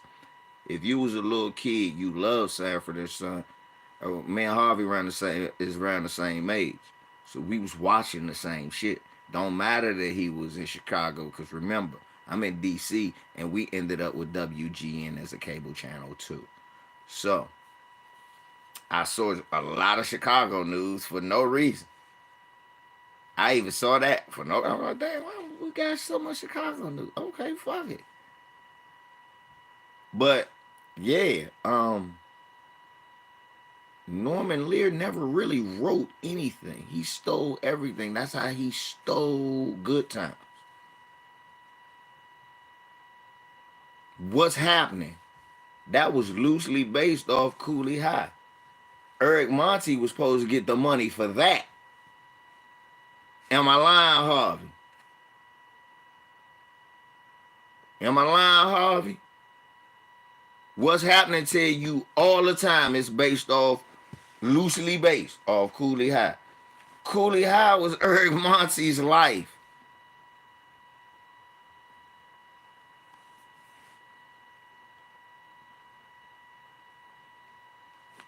And thank you, Harvey. That's exactly what it is, y'all. Our dad. Our dads. If you listen to me and Harvey talk, y'all know my mom died young, but a common denominator between both of us talking is our dad. And no bullshit. Your father teaches you how to watch TV. I say that to my son all the time. I say, you don't know how to watch TV. Sit down and listen. Yes, it's a way to watch TV. It's a way to do everything. Black people, you have to watch TV with a hidden eye. You have to know that white people sneak messages and everything. And they tip you off. Like Harvey tell you, sometimes these motherfuckers tell you their personality traits. You're like, the jump Harvey. I'm at work. Motherfucker, I'm at work. I got my shit on. For those who don't know, when I'm at work, I wear a ski mask at work. So here it is. I'm outside, my shit on, my ski mask shit. My homies see me. I'm like, yeah. They wipe their hands. Harvey did a video. He talked about him this day. It was like, it's something that they do that he had saw John Schneider did on TV. And him and his father caught it and immediately knew. And he said, it's something they do, and it's just when they greet you. I said, oh, they do that little trick where they act like they rubbing their pants right after they shake your hand.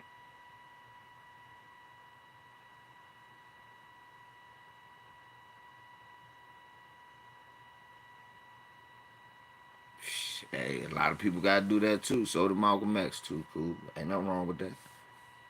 As long as you learned. Some people never learn. Some people got mothers and fathers teaching them and they don't listen. So long as you learn, brother, that's the case. But real talk, and the youngins that stopped me was like, what?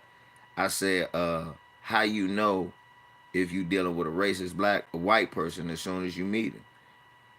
When you shake their hand, and the youngins immediately said, now when I call them my youngins, one of them is 31, the other one is 22. Yeah, that's the truth. That's the truth, Harvey. If they don't teach them in the beginning, you shook.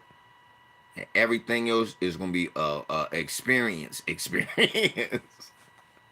And you don't want to learn like that. Right. And it's disjoint. They're lean in, get the handshake, y'all. I'm going to tell you, and it's real subtle. They'll take the hand and go, yeah, and they'll smile. They'll either act like they reaching for something or they'll rub their back pocket. And the youngins said it with me. I said, so it done happened to y'all before? They said, yeah, we noticed it before. I said, damn. I said, I don't know. They was like, OG, that happened to you? I said, nigga, every morning my job was to go to some different white person's house and either move them in or move them out for 20 years. I said, shorty, I would shake white people's hands and watch them do that shit. I'm like, man, I ain't got nothing on my hand. I say something to them like, man, I ain't got nothing on my hand. Fuck you do that for? And people start laughing behind me like, oh no, yeah, I make it uncomfortable for you in your own house. I don't care. You need me to do a service. You can move this shit out yourself.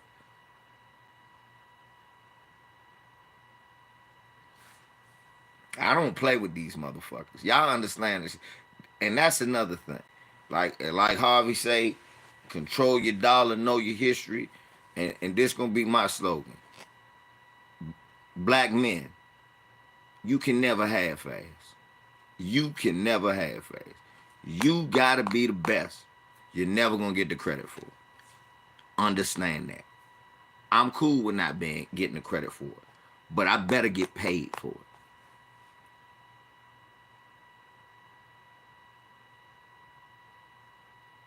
You cannot half-ass. I know you see the white boys take an extra 5 minutes for break. That's them. I know you see the Asian dude, he get the bullshit a little bit. That's them. Yeah, the grip do be weak sometimes. They give you a quick, weak ass handshake.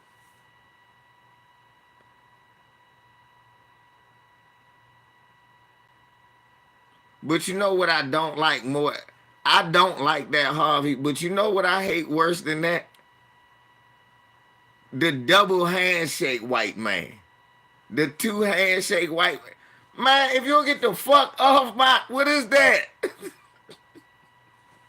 I wipe my hand. You know what I'm talking about, Harvey? Y'all know what I'm talking about? Has anybody had that white guy shake your hand? The caress your hand white guy? Like he'll shake your hand, then he'll bring the other one. What the fuck? Hold up, man. Nah. Hell nah. Damn that.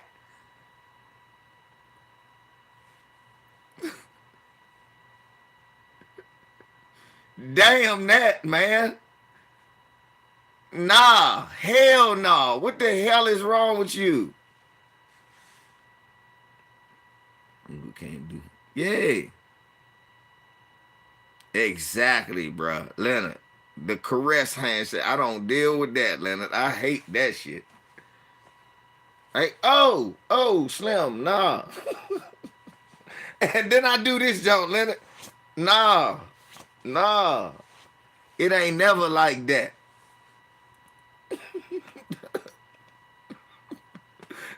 I would give him the power fist, Leonard. Mac, get that nigga the...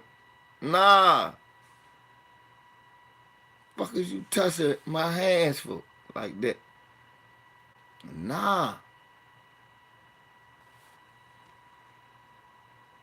I don't play that shit. I'm gonna get you. Shit.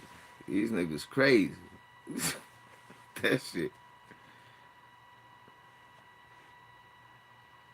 Yeah, dang, yeah. I wanna get that hand on your shoulder. Yeah! Oh! Harvey. I swear to you.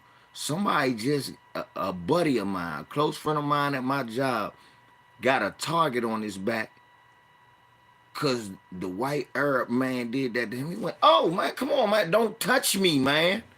What is wrong with you? They did that shit. He said, man, he touched my back. I said, I started rubbing you. He was like, yeah, like I'm a pet. He told me, say, oh, man, come on, don't touch me, man. What is that? He said, hey, guys, say hi, pat him, and get to rubbing him and shit. What?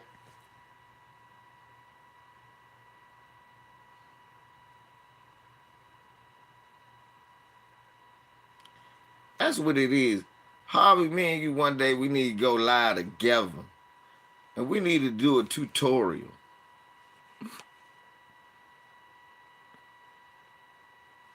Yeah, never sir or mister. Oh, nah. This the shit I hit him with. I hit him with this, y'all, Harvey. They're asking, you can call me Mr. Smith. That'll be fine. Yeah, we should do that, bro. We should do a tutorial. Because I'm saying, man, y'all don't, a lot of, even street cats, man, y'all don't got no ethics, man. Y'all gotta know shit. It's little shit y'all need to learn, man. Y'all don't understand what's going on out here. This shit happening right around y'all. Y'all around here doing dumb shit. For real, me and Harvey probably need to do it. We need to go live together, do a tutorial to y'all. Be like, look, man. First of all this dumbass TV y'all watching. Look, this is the first thing. You should notice something. I was talking about BMF, Harvey, my last time on the other day. When a show baits you in, when they don't show nothing gay the first 2 years, and then all of a sudden they spring some over the top shit like they doing on BMF with the killer stud. When they doing shit like that, that's propaganda 101. Your kids can't be nowhere near that show. That's the end of that show for your children. Thank you, Harvey. You are being programmed.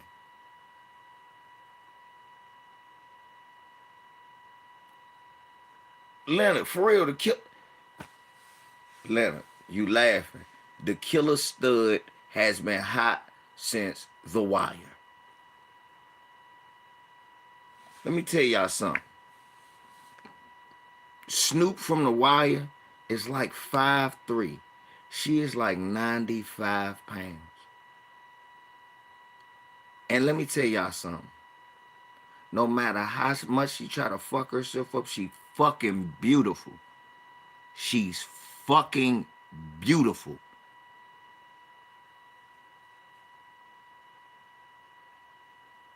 Take it from a nigga who met her, who seen her personally. I was bouncing at DC Star. I swear I think I told this story before, but if I didn't. So I was bouncing at this club, Harvey, called DC Star, right? She comes down. Everybody, it was some of the Baltimore Ravens, because it was Backyard Band playing, and Young Jeezy at the DC Star. So, of course, she was on The Wire. So she there to support Backyard Band, because Big G from Backyard Band, a go-go band in D.C., used to be on The Wire. So anyway, our parents used to make us close out. Right! I still do that. We're like, man, close your eyes, turn your head. When sex scenes came on, they would not let you watch that. That's the thing. That's what I'm saying. Excuse me. Why would they think we would be cool watching any sex act? That's why they say, oh, you homophobic. I'm like, no, nigga, I'm not homophobic. Yes, you are. You don't want to see two men. No, I don't want to see two men. Because when I used to be a kid, my father used to tell me, close my eyes. It really wasn't no reason for me to see two women and men kissing when Jason is killing everybody. It's really no reason for me to be watching two people fucking when the world coming to an end. The movie about the world coming to an end. But for some reason, they got to show you somebody kissing and fucking. That's when we was kids. That started the over-sexualizing thing. But again, I say that for the tutorial with me and Harvey to teach y'all about programming. Real talk. That need to be done because there's a lot of shit people don't pay attention to. You could tell within the first 4 minutes of watching the TV show if they are programming you.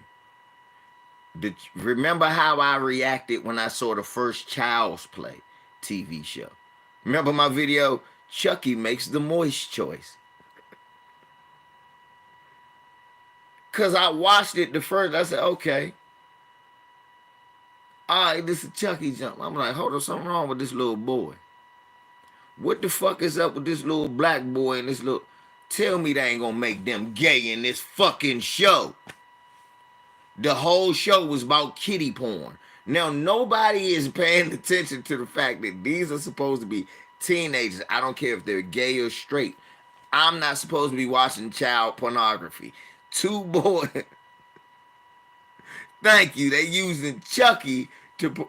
Look, not only gay, Harvey, underage heinous gayness.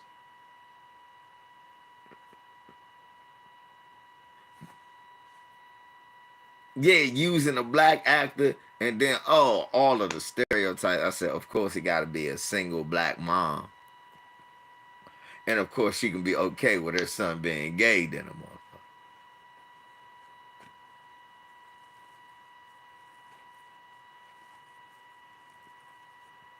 The shit they do to us, right, huh? And then white person go, well, that's the Jews. Okay, well, you wasn't complaining about it. Right. That's another thing. And then they can't just be like Harvey say, like unnoticeably gay. They got to be flizzaming. I mean, boisterous, stereotypical gay. And this the part that I hate. Harvey brings this out. White men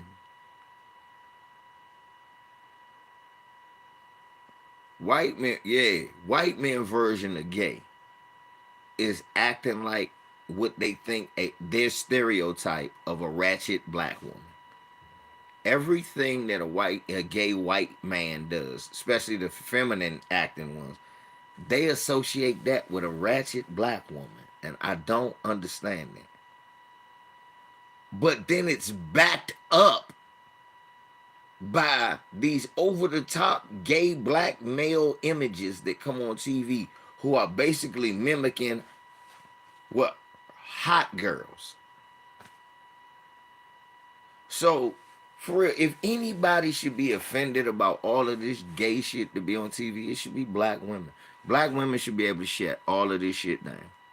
They should be like, you know what? All of this shit is mocking us and we're not cool with it.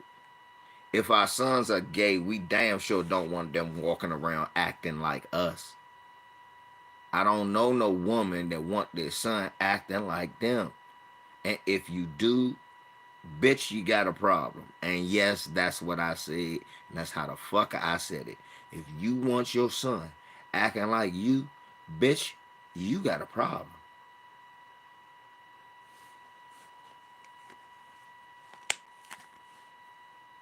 I know that shit ain't right, but this ain't the most perfect example, but this the one I'm going to use. Ja Morant. You know Ja Morant mother ain't want no motherfucking boy acting like her. Because when she got into it with that referee, she called her son. Now, the problem I have with that is, bitch, you got a husband. Why you ain't call him?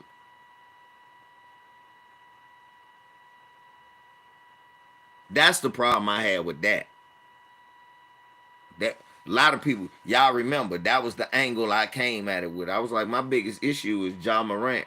Mom, why would you call your son to handle a dispute? You should have called your fucking husband.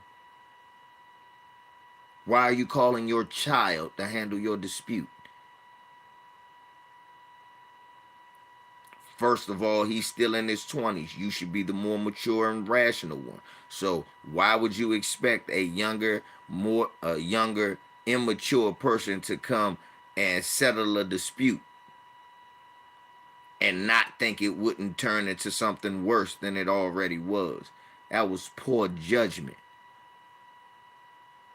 That wasn't intelligent thinking. That was emotional thinking.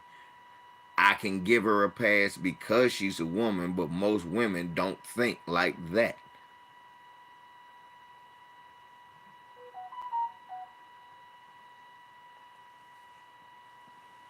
At least not most women with husbands.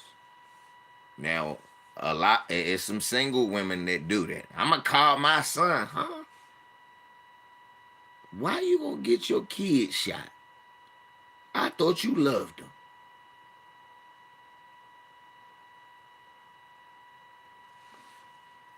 Yeah, I'm like that too cool. If I see too much moist activity, I'm gonna take you off my radar. Cause I can't do it. I can't do it. I told that Child's Play joint, that shit cut me. I said, man, this is kiddie porn. How you figure it's kiddie porn? It's gay kiddie porn. Soft core gay kiddie porn. I'm watching two boys kiss each other that are teenagers. Watch this. Ain't that what Jared from Subway went to jail for, Harvey? And I'm not defending Jared from Subway. Somebody explain to me why it's okay to put that shit on TV, but if that shit pop up on your computer, you going to jail. So why the fuck is it okay for you to just put it on TV?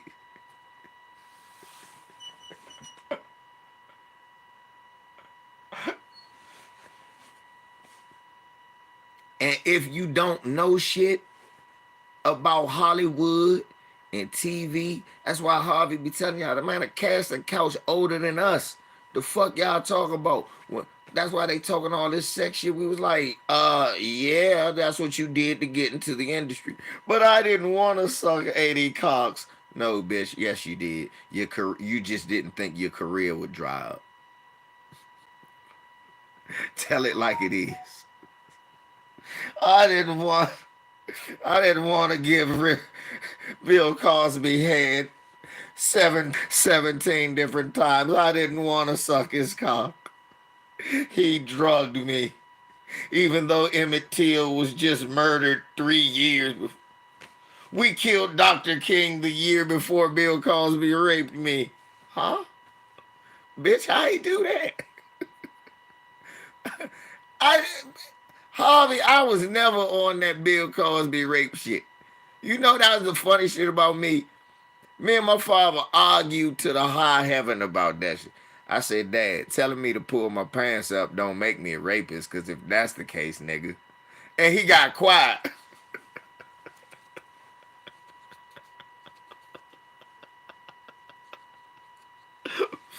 I said, yeah. What was funny, my father got mad about Bill Cosby saying that shit. And I looked at him and said, nigga, so you know how I felt when I was a kid. I forgot to put a belt on. Nigga, pull your pants up. Wrong with you? Where your belt? Now when Bill Cosby say, oh, nigga, shut the fuck up. Stop. Sit your ass down. Look, I ain't one of them. I'm not. I love my dad. I ain't scared to call him out on his bullshit. I've never been that. Don't be scared to call our parents out on their bullshit.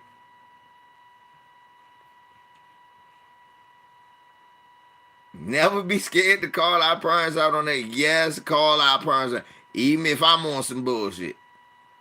We got sick. He said, "No way, cause we did the stuff doing that." Thank you. Hey, look. Harvey, I broke my father down so much, he admitted the only thing he was mad about was the pound cake speech. That's it.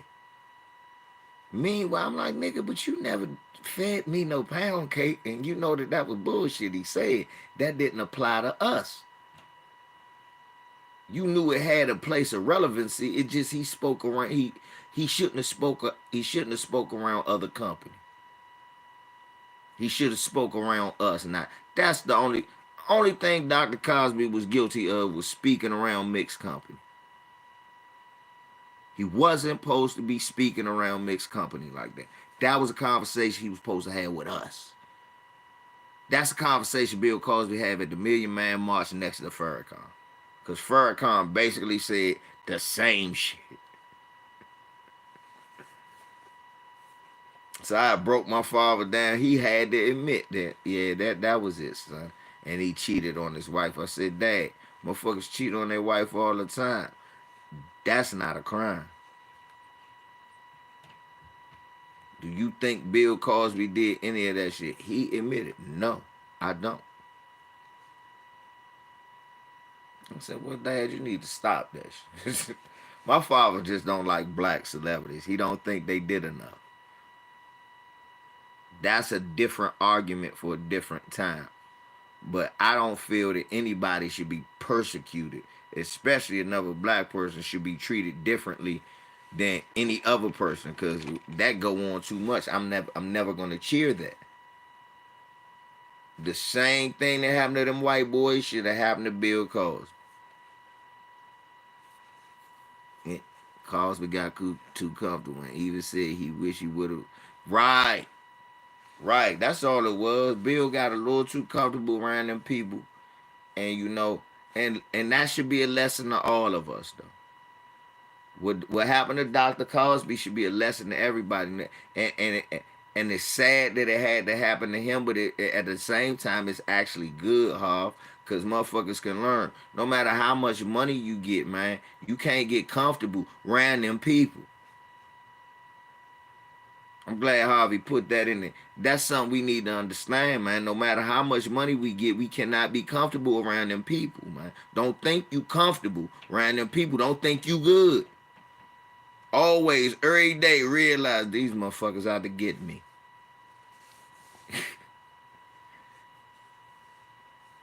I know it sounds fucked up. It sounds paranoid. It's though with that Bruce Hornsby. That's just the way it is. Some things will never. The cracker told you.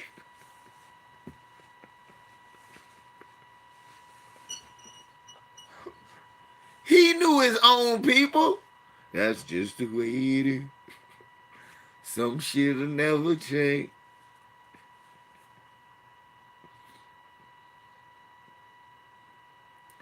It was so funny because they play that song at work all the time on the music. And you'll hear that shit coming on. And I be listening, I was like, this nigga still singing about racism.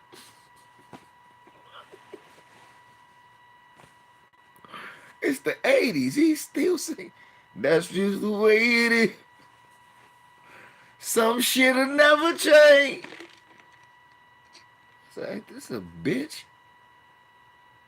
This nigga, he telling us though. We ain't even listening.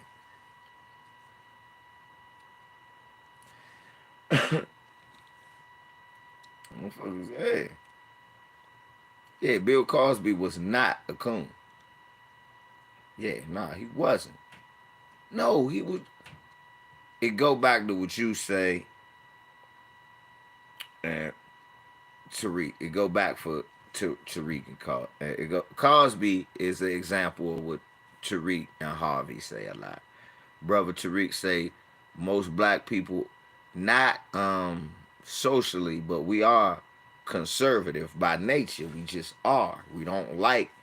We're it ain't that we don't. Now we'll let you do what you do. Just don't force it on us. See, we not conservative like, oh no, you can't be gay.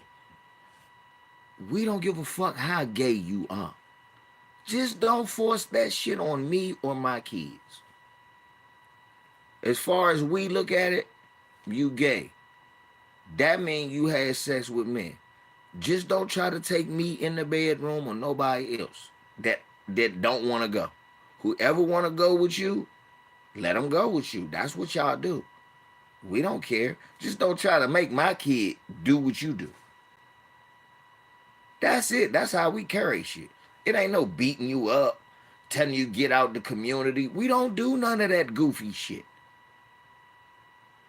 We conservative by nature, but like Harvey said, the older we get, the more conservative we get. Basically, it's like y'all, more people get like me. You don't like change. You don't like change. And I understand that because all change ain't good. Prime example, we had the Black Panthers. We don't know more. That's a change. Not good. See, I'm one of them pessimists. I don't associate change with good all the time. Gentrification is proof of that. Nothing make you wax more nostalgic about the projects than gentrification. OJ Simpson like Jay-Z. Another thing about OJ. If niggas think OJ Simpson, nobody in here, Harvey, nobody that can sub to my channel will ever think one man can stab two people and get no blood. Look, all they got to do is Google OJ, because I can't put it up here. You know they give me a flag. You saw how gory that shit was, Harvey. You like me. Y'all Google OJ Simpson, Nicole Brown. Y'all Google Ron Goldman, Nicole Brown Simpson murder scene. Tell me how the fuck, even if they say they found that blood, which was planted, and it was proved it was planted, even if that blood wasn't planted, you were like, well, he had to have way more blood on him than that.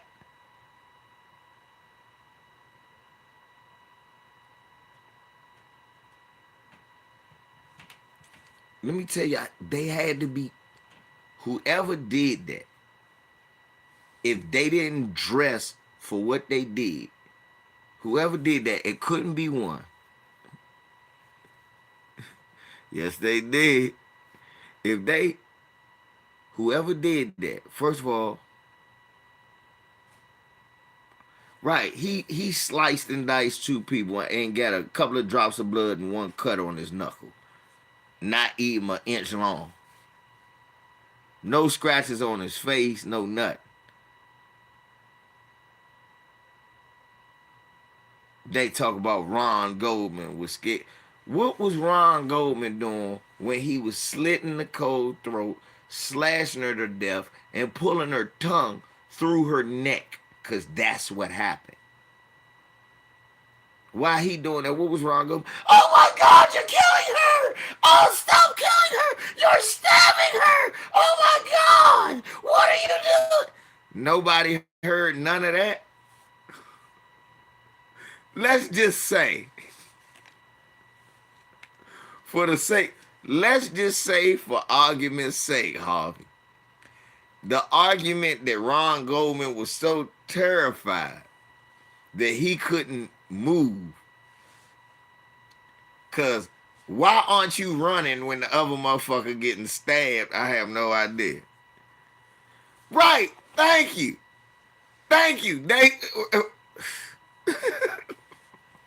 Right. Thank you, Harvey. That used to be the funniest joke I ever heard. My father said, OJ ain't do that shit. White man, he said, look, motherfucker, in my neighborhood, two motherfuckers don't get stabbed by one motherfucker. And the other motherfucker ain't got and it ain't a stab in the ass or nothing. And dude was like, ass? He said, yeah. Because if I see a bitch getting stabbed to death, I'm running. If he's stabbing me, it's in the ass because I'm running.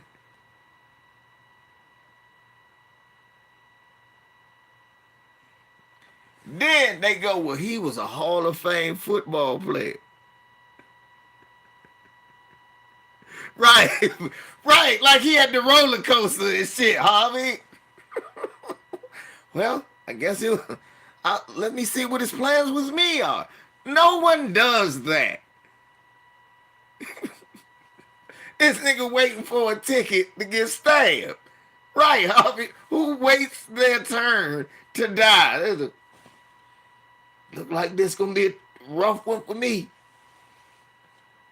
Gonna move over, bitch. Move, bitch. And I get stabbed next. Come on. What is wrong with y'all, man? Any of y'all kids listen to that dumbass documentary? You don't know in your life two people that get stabbed by one person. Talk about OJ used to be a football player, which is more reason you could have probably outran his ass. Bad as that nigga's knees was, y'all keep looking at that Hertz rent-a-car commercial. That was not me and Harvey wasn't born when he was running through that airport. That commercial was on loops. Thank you, Harvey. That commercial was on loops. It's a reason OJ wasn't in the NFL. That nigga hadn't broke a tackle in 15 years when he got locked up. Then nigga said he was trying to run from the police to his mother's house. You don't run from the police while you call them. You also don't run from the police 30 miles an hour. OJ was running. Look, y'all. OJ was going so slow down the freeway. Niggas had time to get out there and root for OJ. You saw niggas with signs.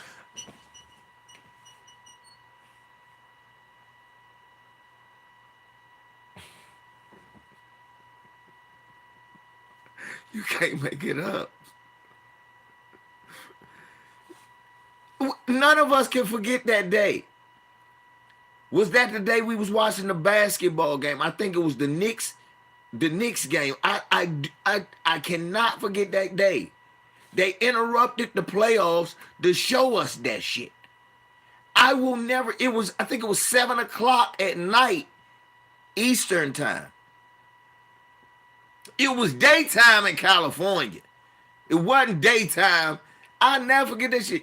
Harvey, that was one of them days, man. I can tell you where I was, the verdict. I was in tech school, Wichita Falls, Shepherd Air Force Base. We was in school. Dude, when they say Harvey did a video, they talk about the child of the century. Yes, I was literally in tech school. We supposed to be learning about aircraft fuel systems maintenance for the F-16. We watching the OJ trial. And believe it or not, fucked me up, tricked me out. When they found him not guilty, a huge roar broke out. When I tell you most of my flight was mostly white people, right? I knew he didn't do it. I knew it, dude. When Tariq say a lot of white people know OJ didn't do it, they know OJ didn't do it. They might be saying that shit now because they've been bombarded and programmed. Back then when they would,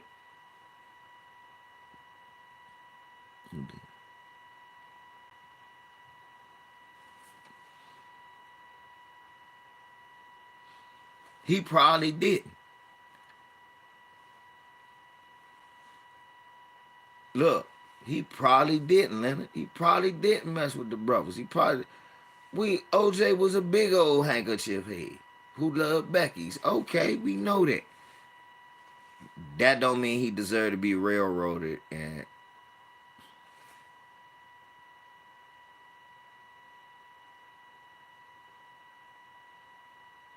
that don't mean he deserved to be railroaded and framed for murder. I don't give a fuck how much of a handkerchief head you are. I hate Clarence Thomas. If they did that shit at Checkers for burgers when I got home, that was all people was talking about. And yes, the sign was thank you. It's two things about the OJ trial nobody will ever forget. The low speed chase, where you were, and where you were when the verdict happened. Look, Harvey just told me, man, I was flipping burger. I was just getting off the job. And me and Harvey like a year apart. So Harvey had to be what? 18? Shit, Harvey, I think I had just got back from Burger King. Yep, Harvey was fucked up. Damn. Yeah, Harvey a year older than me, so you was 18. I remember that. I was 17. I just got back from Burger King. Damn, Harvey. You helped me remember the whole day now. I had a morning shift at Burger King. I did a morning shift because I had a half a day schedule. I did a morning shift at Burger King. Came home. Matter of fact, that wasn't even, yeah, that was a weekend. And I came home, yeah. The shirt said I was giving birth. When Mark kept it. Nah, this the funny shit. If people try to tell you, Mahari, because I know you're a little younger, that OJ was trying to run from the police in that little low speed car chase, all you can say, this is your retort. Wasn't he on the phone with the police saying he going to his mother's house? He want to go see his mom, and that he didn't kill Nicole. He loved her. He wouldn't have killed the mother of his kids. See, that's what he was saying on the phone call. That was what you get white supremacists. Didn't he say that he loved Nicole, so that means he killed her? Huh?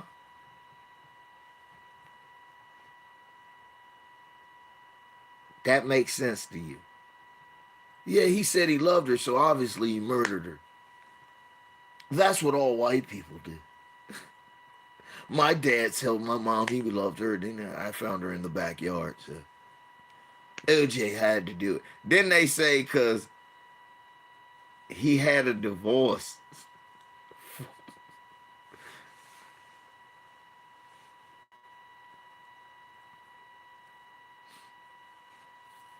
Yeah, I was 18. And I just turned 17, going on 18, and no, I just turned 17, going on 18 when it started. When the verdict came out, I was 18.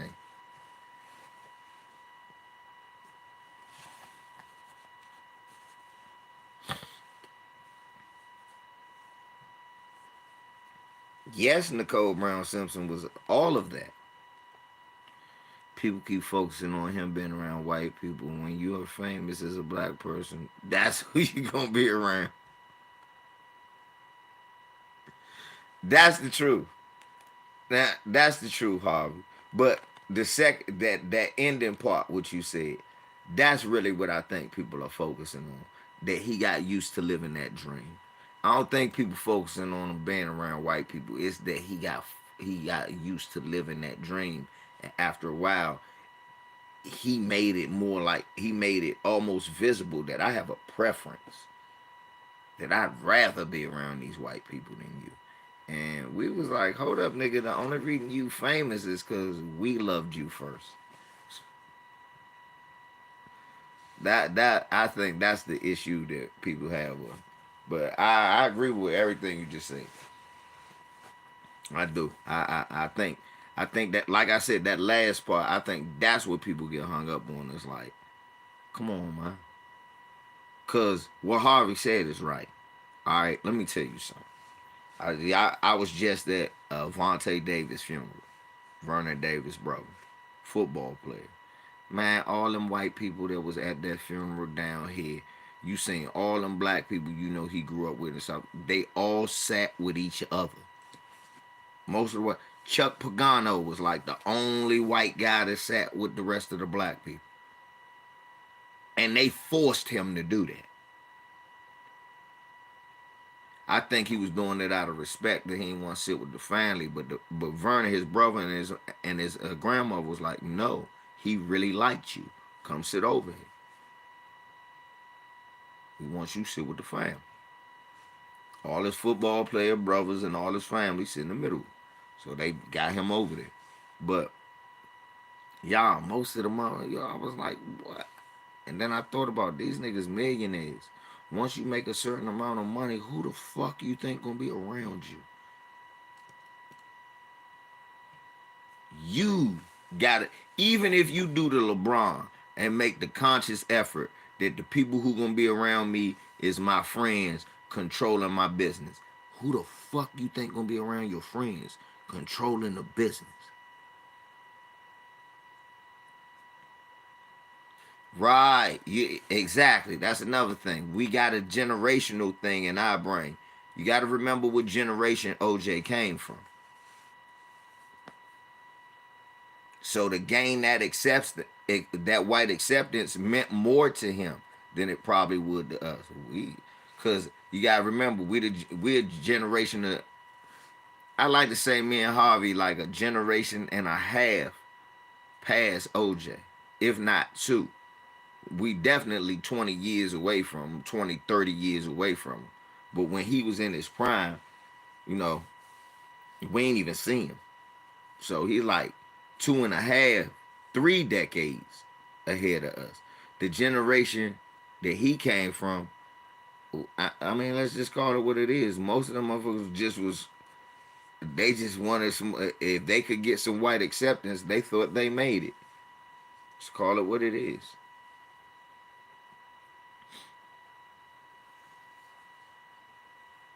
So the more white people you were around, the better you felt like you were doing, or the more successful you thought you were. Cause white folks. Why you think Dr. Collins say that shit? Exactly. That's what they were treated like. Harvey, is this a good example? Like Sammy Davis Jr.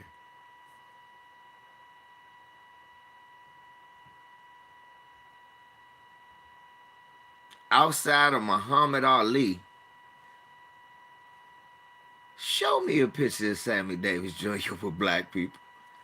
What did Sammy Davis Jr. do? He was a singer and a dancer. But he wasn't around a lot of black people.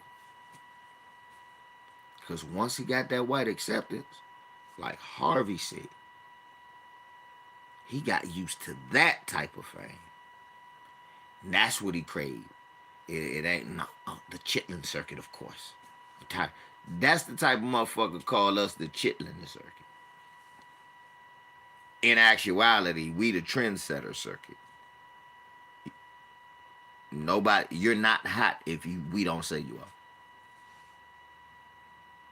You're not hot if we don't say you are. OJ Simpson didn't win a Super Bowl, y'all. Who knew that? Who else knew that?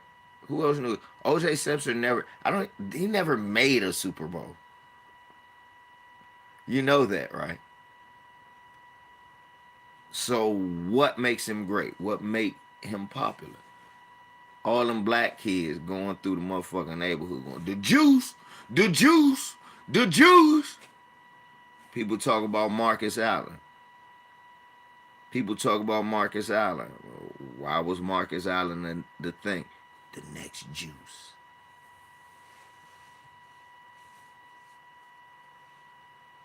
Look at the shit he had to deal with.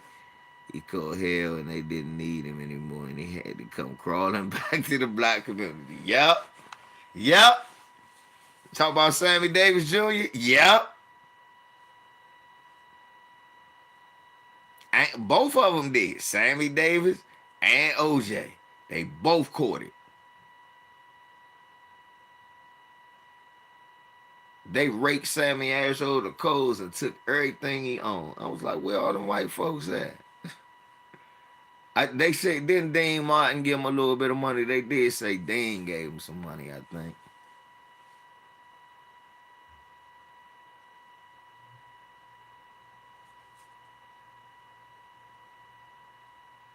But yeah.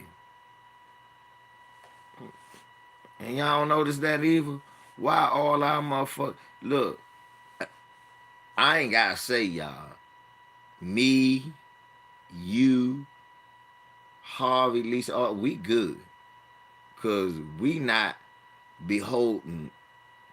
We not beholden for our every crumb of bread from the white man.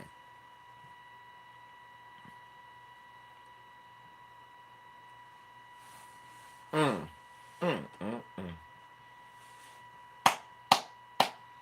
What Harvey just said. Do y'all know when we was kids, Sammy Davis Jr. was worldly respected by other black artists. White guys have mentioned him. He was supposed to be part of their Rat Pack, Sammy and Dean, but he was the one they made the joke out of all the time. He was the butt of every joke. They had a TV show where Sammy Davis was the butt of the joke.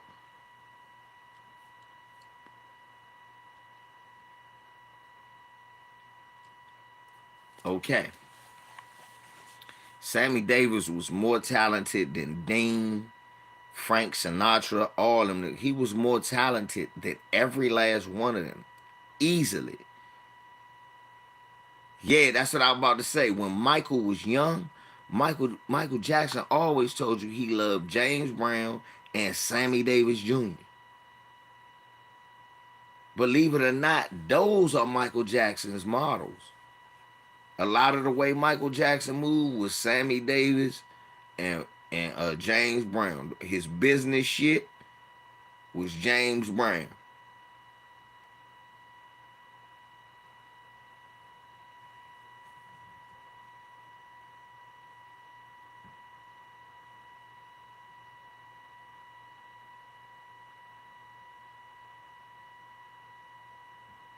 Damn.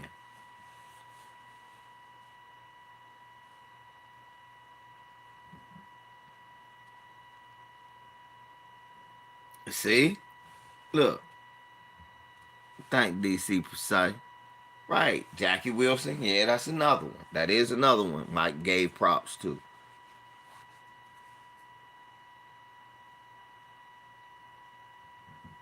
Right. And then at the end though, Sam Carter, that's why I put up that junk with Sammy Davis dancing saying Coonan won't save you. Because at the end of the day, don't nobody ever remember Sammy Davis no more. For real, think about it until we just brought it up right now. When the last time you heard somebody mention Sammy Davis Jr.? Shit, I done seen 12 videos in the last week where they talk about Michael Jackson. I seen videos where they talking about Prince within the last week. Yep, he did.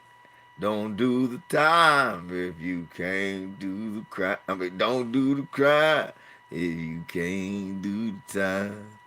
No, no. Well, well, well, well. Keep your eye on the sparrow. Yeah. Don't do it. Don't do it. If y'all don't know what I'm talking about, Google Beretta.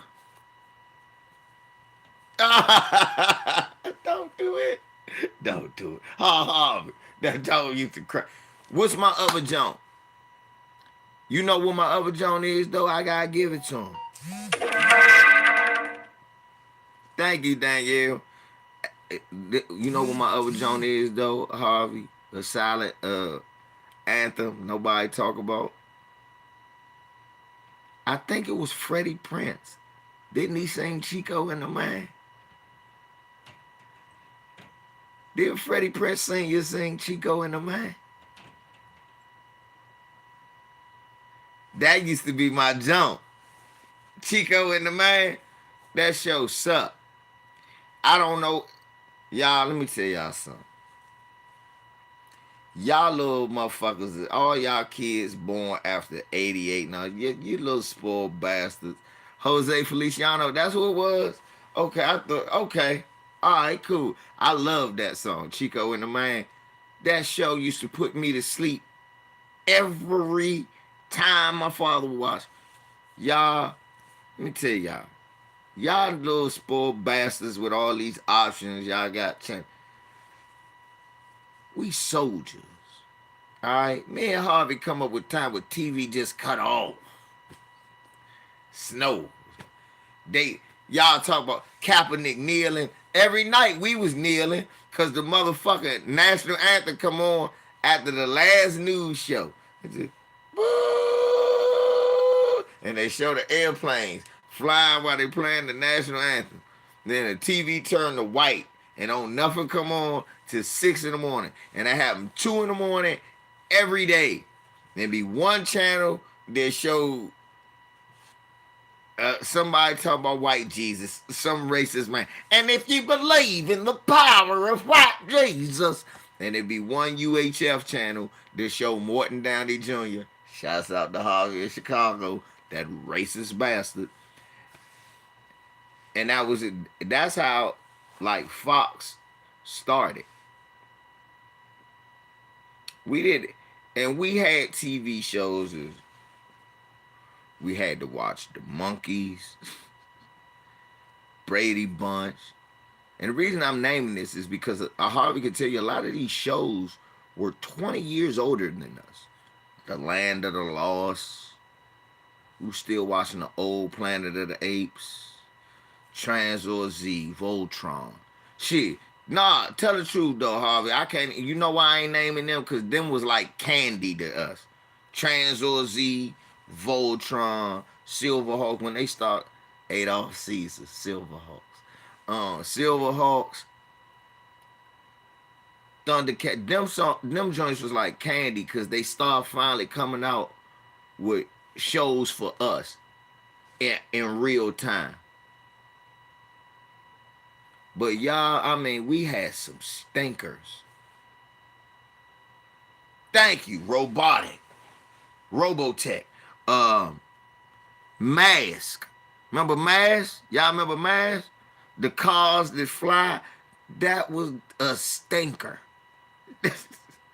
Who remember Brave Star? Stinker. Crawl from stinker. Thank you, Harvey. Brave Star sucked. We had stinkers, y'all. Strength of a bear. Eyes of a wolf. Ears of a puma. Speed of a puma. A white man who could just... There's all these mystical white men. We had some stinkers. What was up? Who remember the Ghostbusters with the monkey? Thank you, Harvey said it at the same time. I'm like, this ain't no goddamn Ghostbusters. Why is a monkey running around trying to kill ghosts? I'm a little kid. Orbots. Tracy the gorilla, you remember? Turbo Tank. Oh, jeez. Y'all, we had some stinkers. You little motherfuckers is lucky. Yeah, it was a gorilla. It was a gorilla. You motherfuckers is lucky. GoBots. Terrible. Knockoff Transform.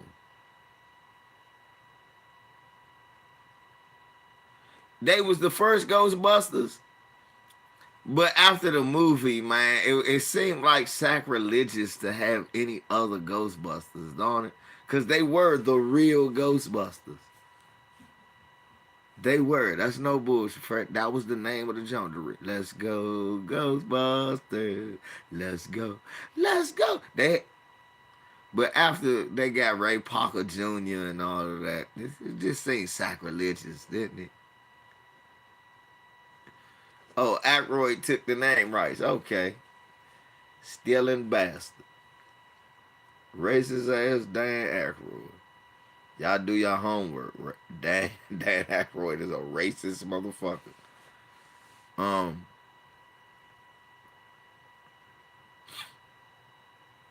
We had some stinkers. Barney Miller.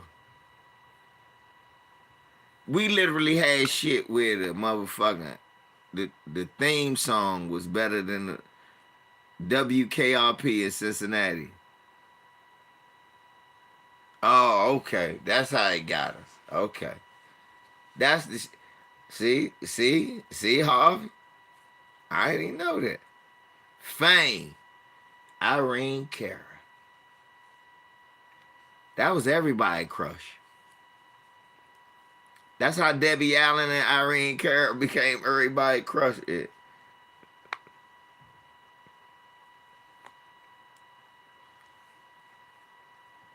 Come on. Come on, Harvey. I'm telling y'all, we had shows where the theme song was better than a literal show. WKRP was one of the greatest. The show sucked to me. Welcome back, Carter. What was shit. When I first found out who Tom Hanks was on Bosom Buddy, these niggas were the first ones cross-dressing. That's the wild shit. They had tried to get us on cross-dressing in the 80s. Night Court, give me a break. Happy Days, put me to sleep. Laverne and Shirley, put me to sleep. Addams Family, I did not like the Addams Family, but the theme song was good.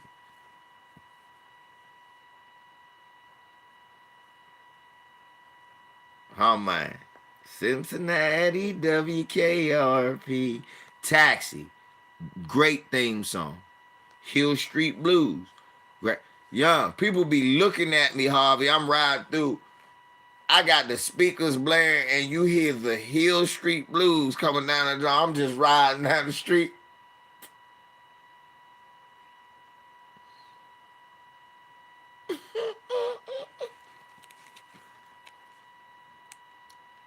Some of them instrumentals were the best.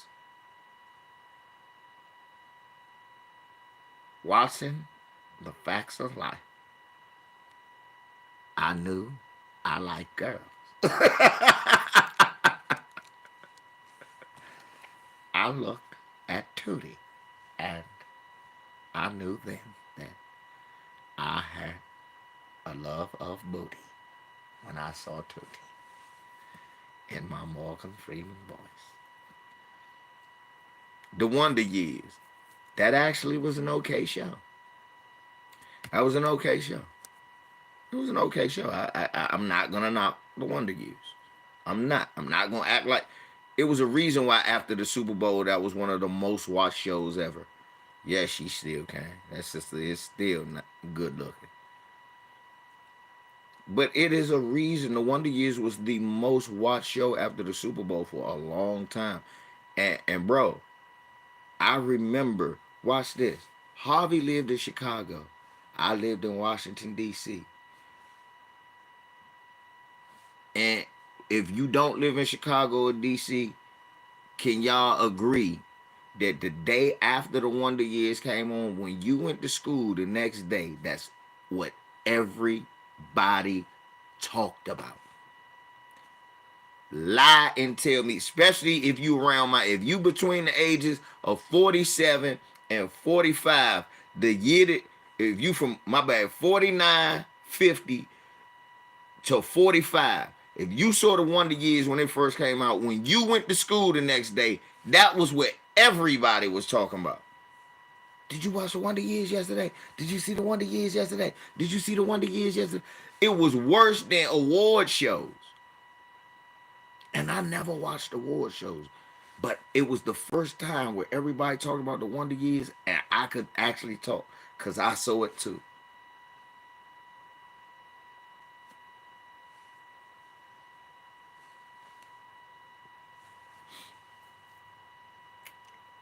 Well, no, this was the White Wonder Years. The Wonder, it should have been called the Wonder Bread Years.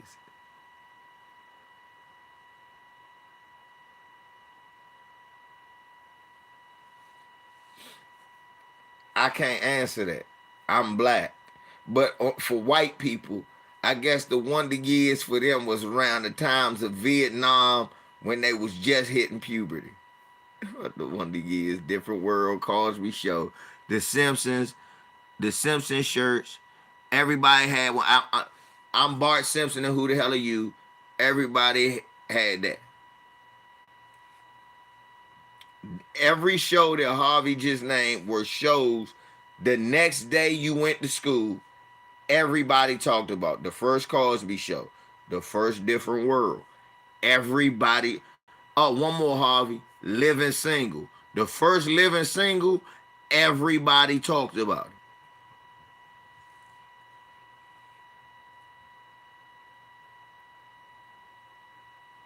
Oh, the Fresh Prince. Every everybody talked about the first Fresh Prince. I tell you about 90210. That was the first cool white boys. 90210 was the first cool white boys in the black community. How you say that, LVZ? Niggas start getting their sideburns like Luke Perry. Niggas would have a skin taper with the sideburns down here, and they be like, oh, he got the 90210 joints. I didn't never watch the show, Harvey, and niggas told me that. Oh, you got the 90210 joint. I said, huh? Yeah, the dude from 90210 be wearing these joints like that. I said, for real? You don't watch the show? I said, no. Harvey, I never watched New York Undercover. I always thought them niggas was gay. Harvey, I got pictures of me in party shirts right now because of that show. Right. No, that's why I laugh.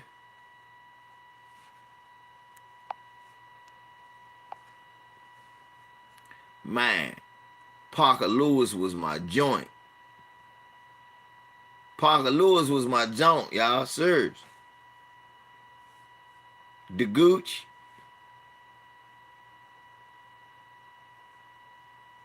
Yeah, I know. Harvey, that's what's funny. It come to find out, look, me and my ex-wife, we laugh about that shit now.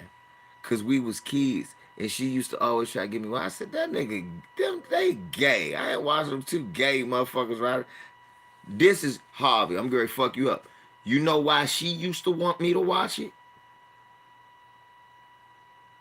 You did a crisscross thing? Well, a lot of people did that for a while. But do you know why she wanted me to watch it, Harvey? Because G, the boy from his son, the one that played in My Wife and My Kids, he went to our high school, Suitland. He was actually in the school while he was on the show. Just like Laura was at Crossman when she was in Family Matters. Like, people lived next door to her. Shit, Brown Sugar went, Brown Sugar know her. Yes, Torres gay than a motherfucker. The Ferris Bueller TV show with Jennifer Aniston. I know what you're talking about. With Jennifer Aniston was his sister. Beans Baxter, that was okay. I like Parker Lewis a little more.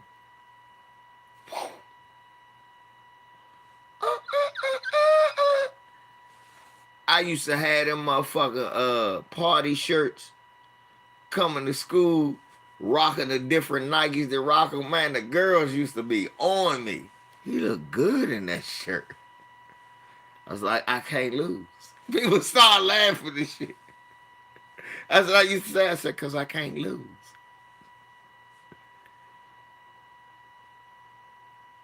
Right. That's right. That's right, Harvey. You ain't know. Danielle. Why? Danielle. I'm going to tell you which one was the surprise. Malik Yoba.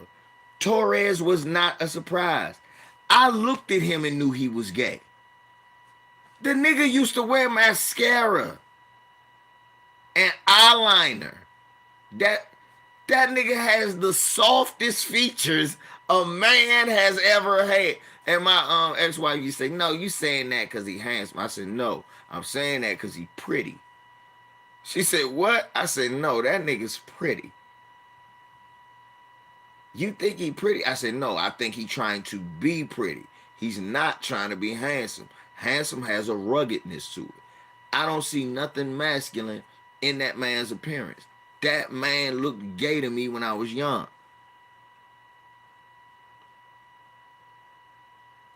Yep.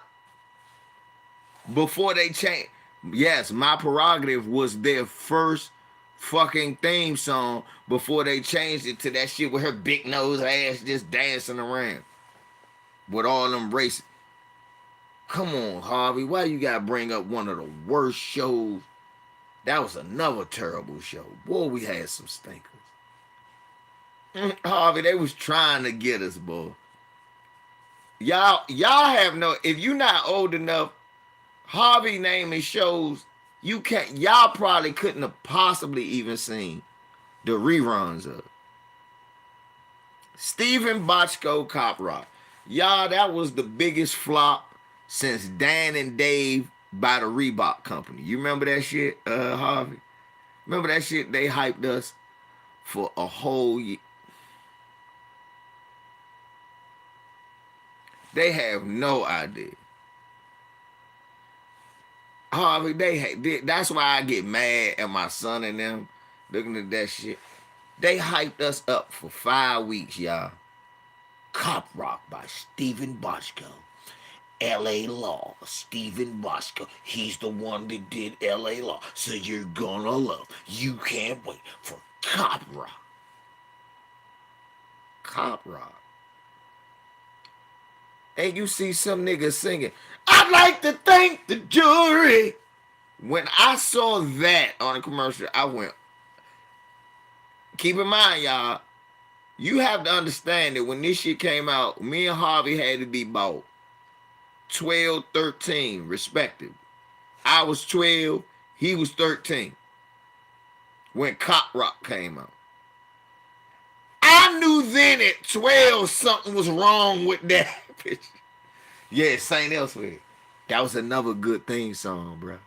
That was another good. Denzel. I said Denzel got that start. Y'all,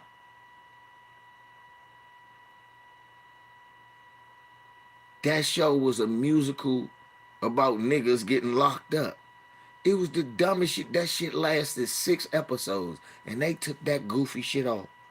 Y'all, we had some stinkers. Fuck John Leguizamo funky ass. He ain't never been shit since House of Buggin'. Help me out, Harvey. Harvey, talk to me. That bullshit. Harvey. Come on, Harvey. Fuck Fox and John Leguizamo. First of all, Fox became this racist ass mega power off of the Wayans brothers and Mark. Our eyes made Fox one of the richest companies so that they could use all the money against us. How ironic. But worse than that, so when they got rid of In Living Color, y'all, they tried to come up with House of Buggin' with John Leguizamo. Yeah, I remember Small Wonder with Vicky. She's a small wonder. Robot white girls. That's just what we needed. Little robot white girls. Anyway. Like, but that shit. Yes, like how I would say, we saved Fox. Fox had the worst show lineup. Yeah, it was supposed to be a Latin version of In Living Color. That shit sucked. That's what Janine Garofalo, Andy Dick, all of them worked on that show with him. And they all sucked. For a long time, Fox was In Living Color, Tracy Ullman show. And the only reason it was the Tracy Ullman show because everybody wanted to watch the cartoon on the Tracy Ullman show. The Simpsons wasn't even an original cartoon on the original show. It showed up in like a later episode, and it was funny, and it got a good reaction. People kept watching Tracy Ullman show for 2 reasons. Am I lying, Harvey? These were the 2 reasons people watched the Tracy Ullman show on Fox. The Simpson cartoon short, and George Clinton did the fucking anthem.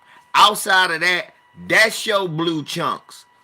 Every last person on it, Dan Castellaneta, Julie Cantler, all of them end up working on The Simpsons. They got more success on The Simpsons than they did the Tracy Ullman show. And you know I ain't lying. Y'all don't remember her. Remember them for that. Later on, Tracy went back to Britain, polished her shit up, and then they gave her that HBO show, Tracy Takes On. They was recasting a whole bunch of washouts who had flopped earlier. Gary Shandling had the Gary Shandling show. Then they gave him Larry Sanders because Gary Shandling show sucked.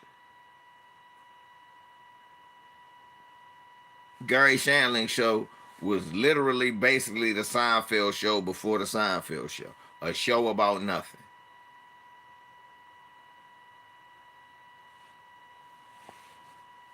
Real talk.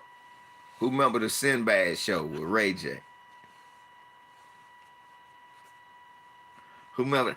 I liked the Sinbad show. Fox canceled that shit. It was too positive. Fox canceled Sinbad ass. So get this nigger out of here. No one's gonna even do a drive-by. Guys will be irresponsible. Find nice women and try to take care of the kids in the community. This shit off of here. No one wants to see that. We want to see niggers shooting at each other. Cursing. Well, that's what we want. This Sinbad bullshit isn't realistic. Now here it is. You want to hear some shit? Yeah, y'all gonna learn some shit. Brother Harvey told y'all before how people used to say that the Cosby Show was not realistic. If Bill Cosby had did it the way he said he was going to do it, it would have been literally the story of my life. Because the original Cosby Show, Heathcliff Huxtable was supposed to be, first name wasn't Heathcliff, it was just Clifford. But in his original write-up, he was supposed to be a plumber, and his wife was supposed to be the lawyer. My mom died going to law school, and of course my father is a plumber. So I was like, goddamn, I'd have been an actual Cosby kid. Ain't that a bitch? So they do that shit, tell you that shit. Oh, it ain't realistic. It ain't. What? What ain't realistic?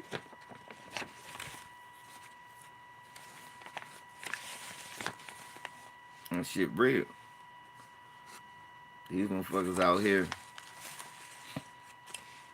we don't know who we are. We need to study our history more. Like Harvey say, study your history, control your dollar, and keep your community straight. Don't spend with these motherfucking people who disrespect our people. They don't deserve a dime. If you disrespect our people and you ain't putting no money into the community, only thing you doing is bringing your products to sell and you not investing none of that money back into the community, you need to challenge that store and explain to them, well, what are you here for? I am here just to get rich. Oh, well, you need to go somewhere else with that. Because if you go in the white neighborhood, you're going to have to build a playground or something. In a white neighborhood, you don't just get to go there to be rich. Shit, half the time, you just don't get to go there. Hamid. Fuck out of here. Hamid can eat a fat one. The fuck on out of our neighborhood. And I go for any of these predatory non-blacks. Because I ain't got nothing for them. Nothing. None of these predatory non-blacks. Here it is. We got motherfuckers coming across the motherfucking border. They ain't supposed to be here. These niggas can cash a check with no ID, drive with no insurance and no license, and you at fault if they run into you. They ain't even supposed to be here, but they can get social services. You the reason they can get social services and you can't get social services. Black people don't live off of social services. Black people be on social services. It's a difference. There is no black person that has lived off of social service. They either on it for a while, then they got to get a job. Then they on it again, and then they got to get a job. Or they got a job that don't pay enough money, and they need some social services. But by that very vein, they paying themselves. And all it is their tax dollars coming back to them. Because their check get taxed too. You motherfuckers kill me. You just ran over and you'll hear some African dude. My tax dollars pay for FBA. Our tax dollars got your mother here, bitch. Or like Harvey say, somebody from the island. Hey man, my tax dollar pay for someone. She on welfare. Hey man, my tax dollar pay so you can come over here and eat mango on food stamp. Shut the fuck up. Shut up. Goofy nigga. Shut the fuck up. I don't want to hear none of it.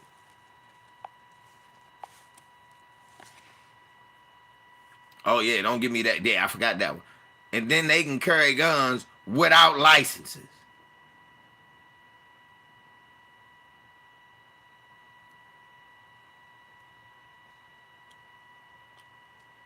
Fuck all that shit going on in Chicago. My brother Harvey been talking about how they could actually clean up the streets. These motherfuckers got the money clean up the streets. What's the first thing they do? We're gonna build a migrant community and shut all the nigger schools down.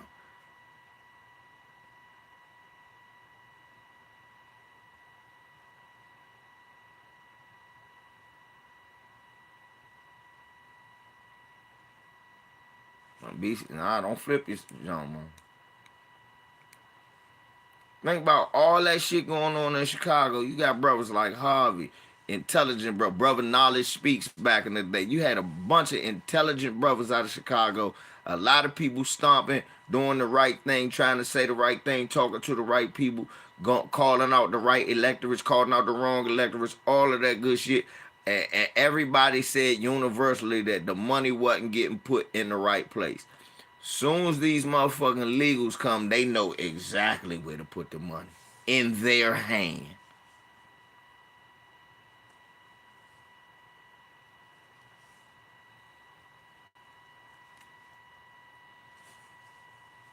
That's right. I'm going to check that joint out.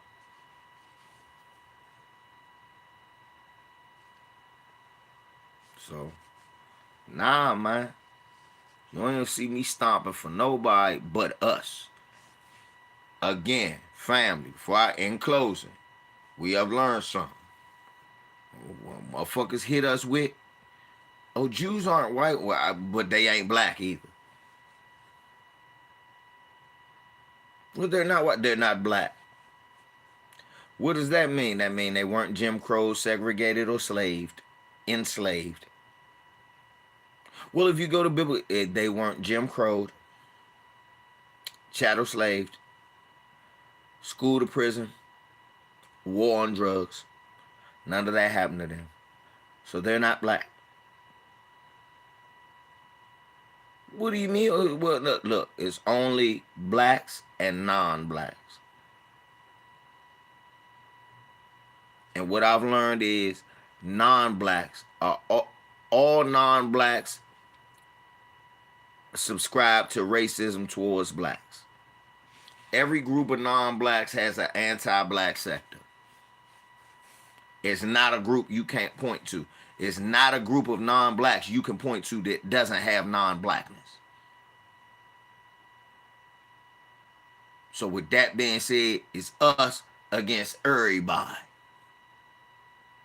Remember that, y'all. Fuck everybody.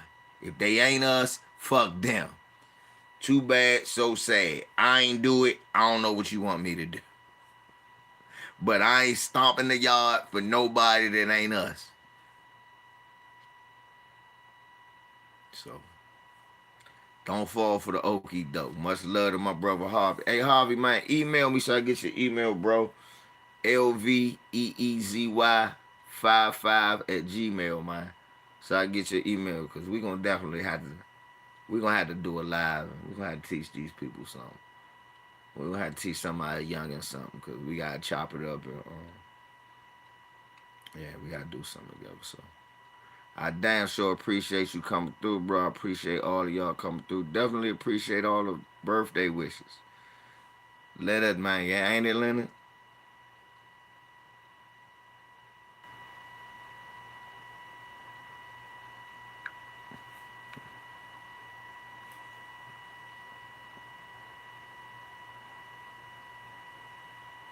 You put that joint in.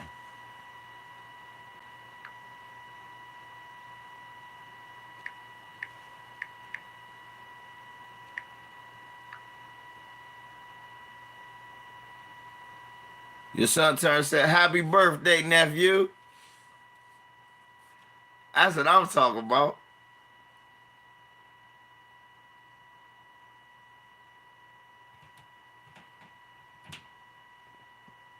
I froze up for a second. Hopefully Harvey seen that joint. Hopefully Harvey can see that joint. It's up there.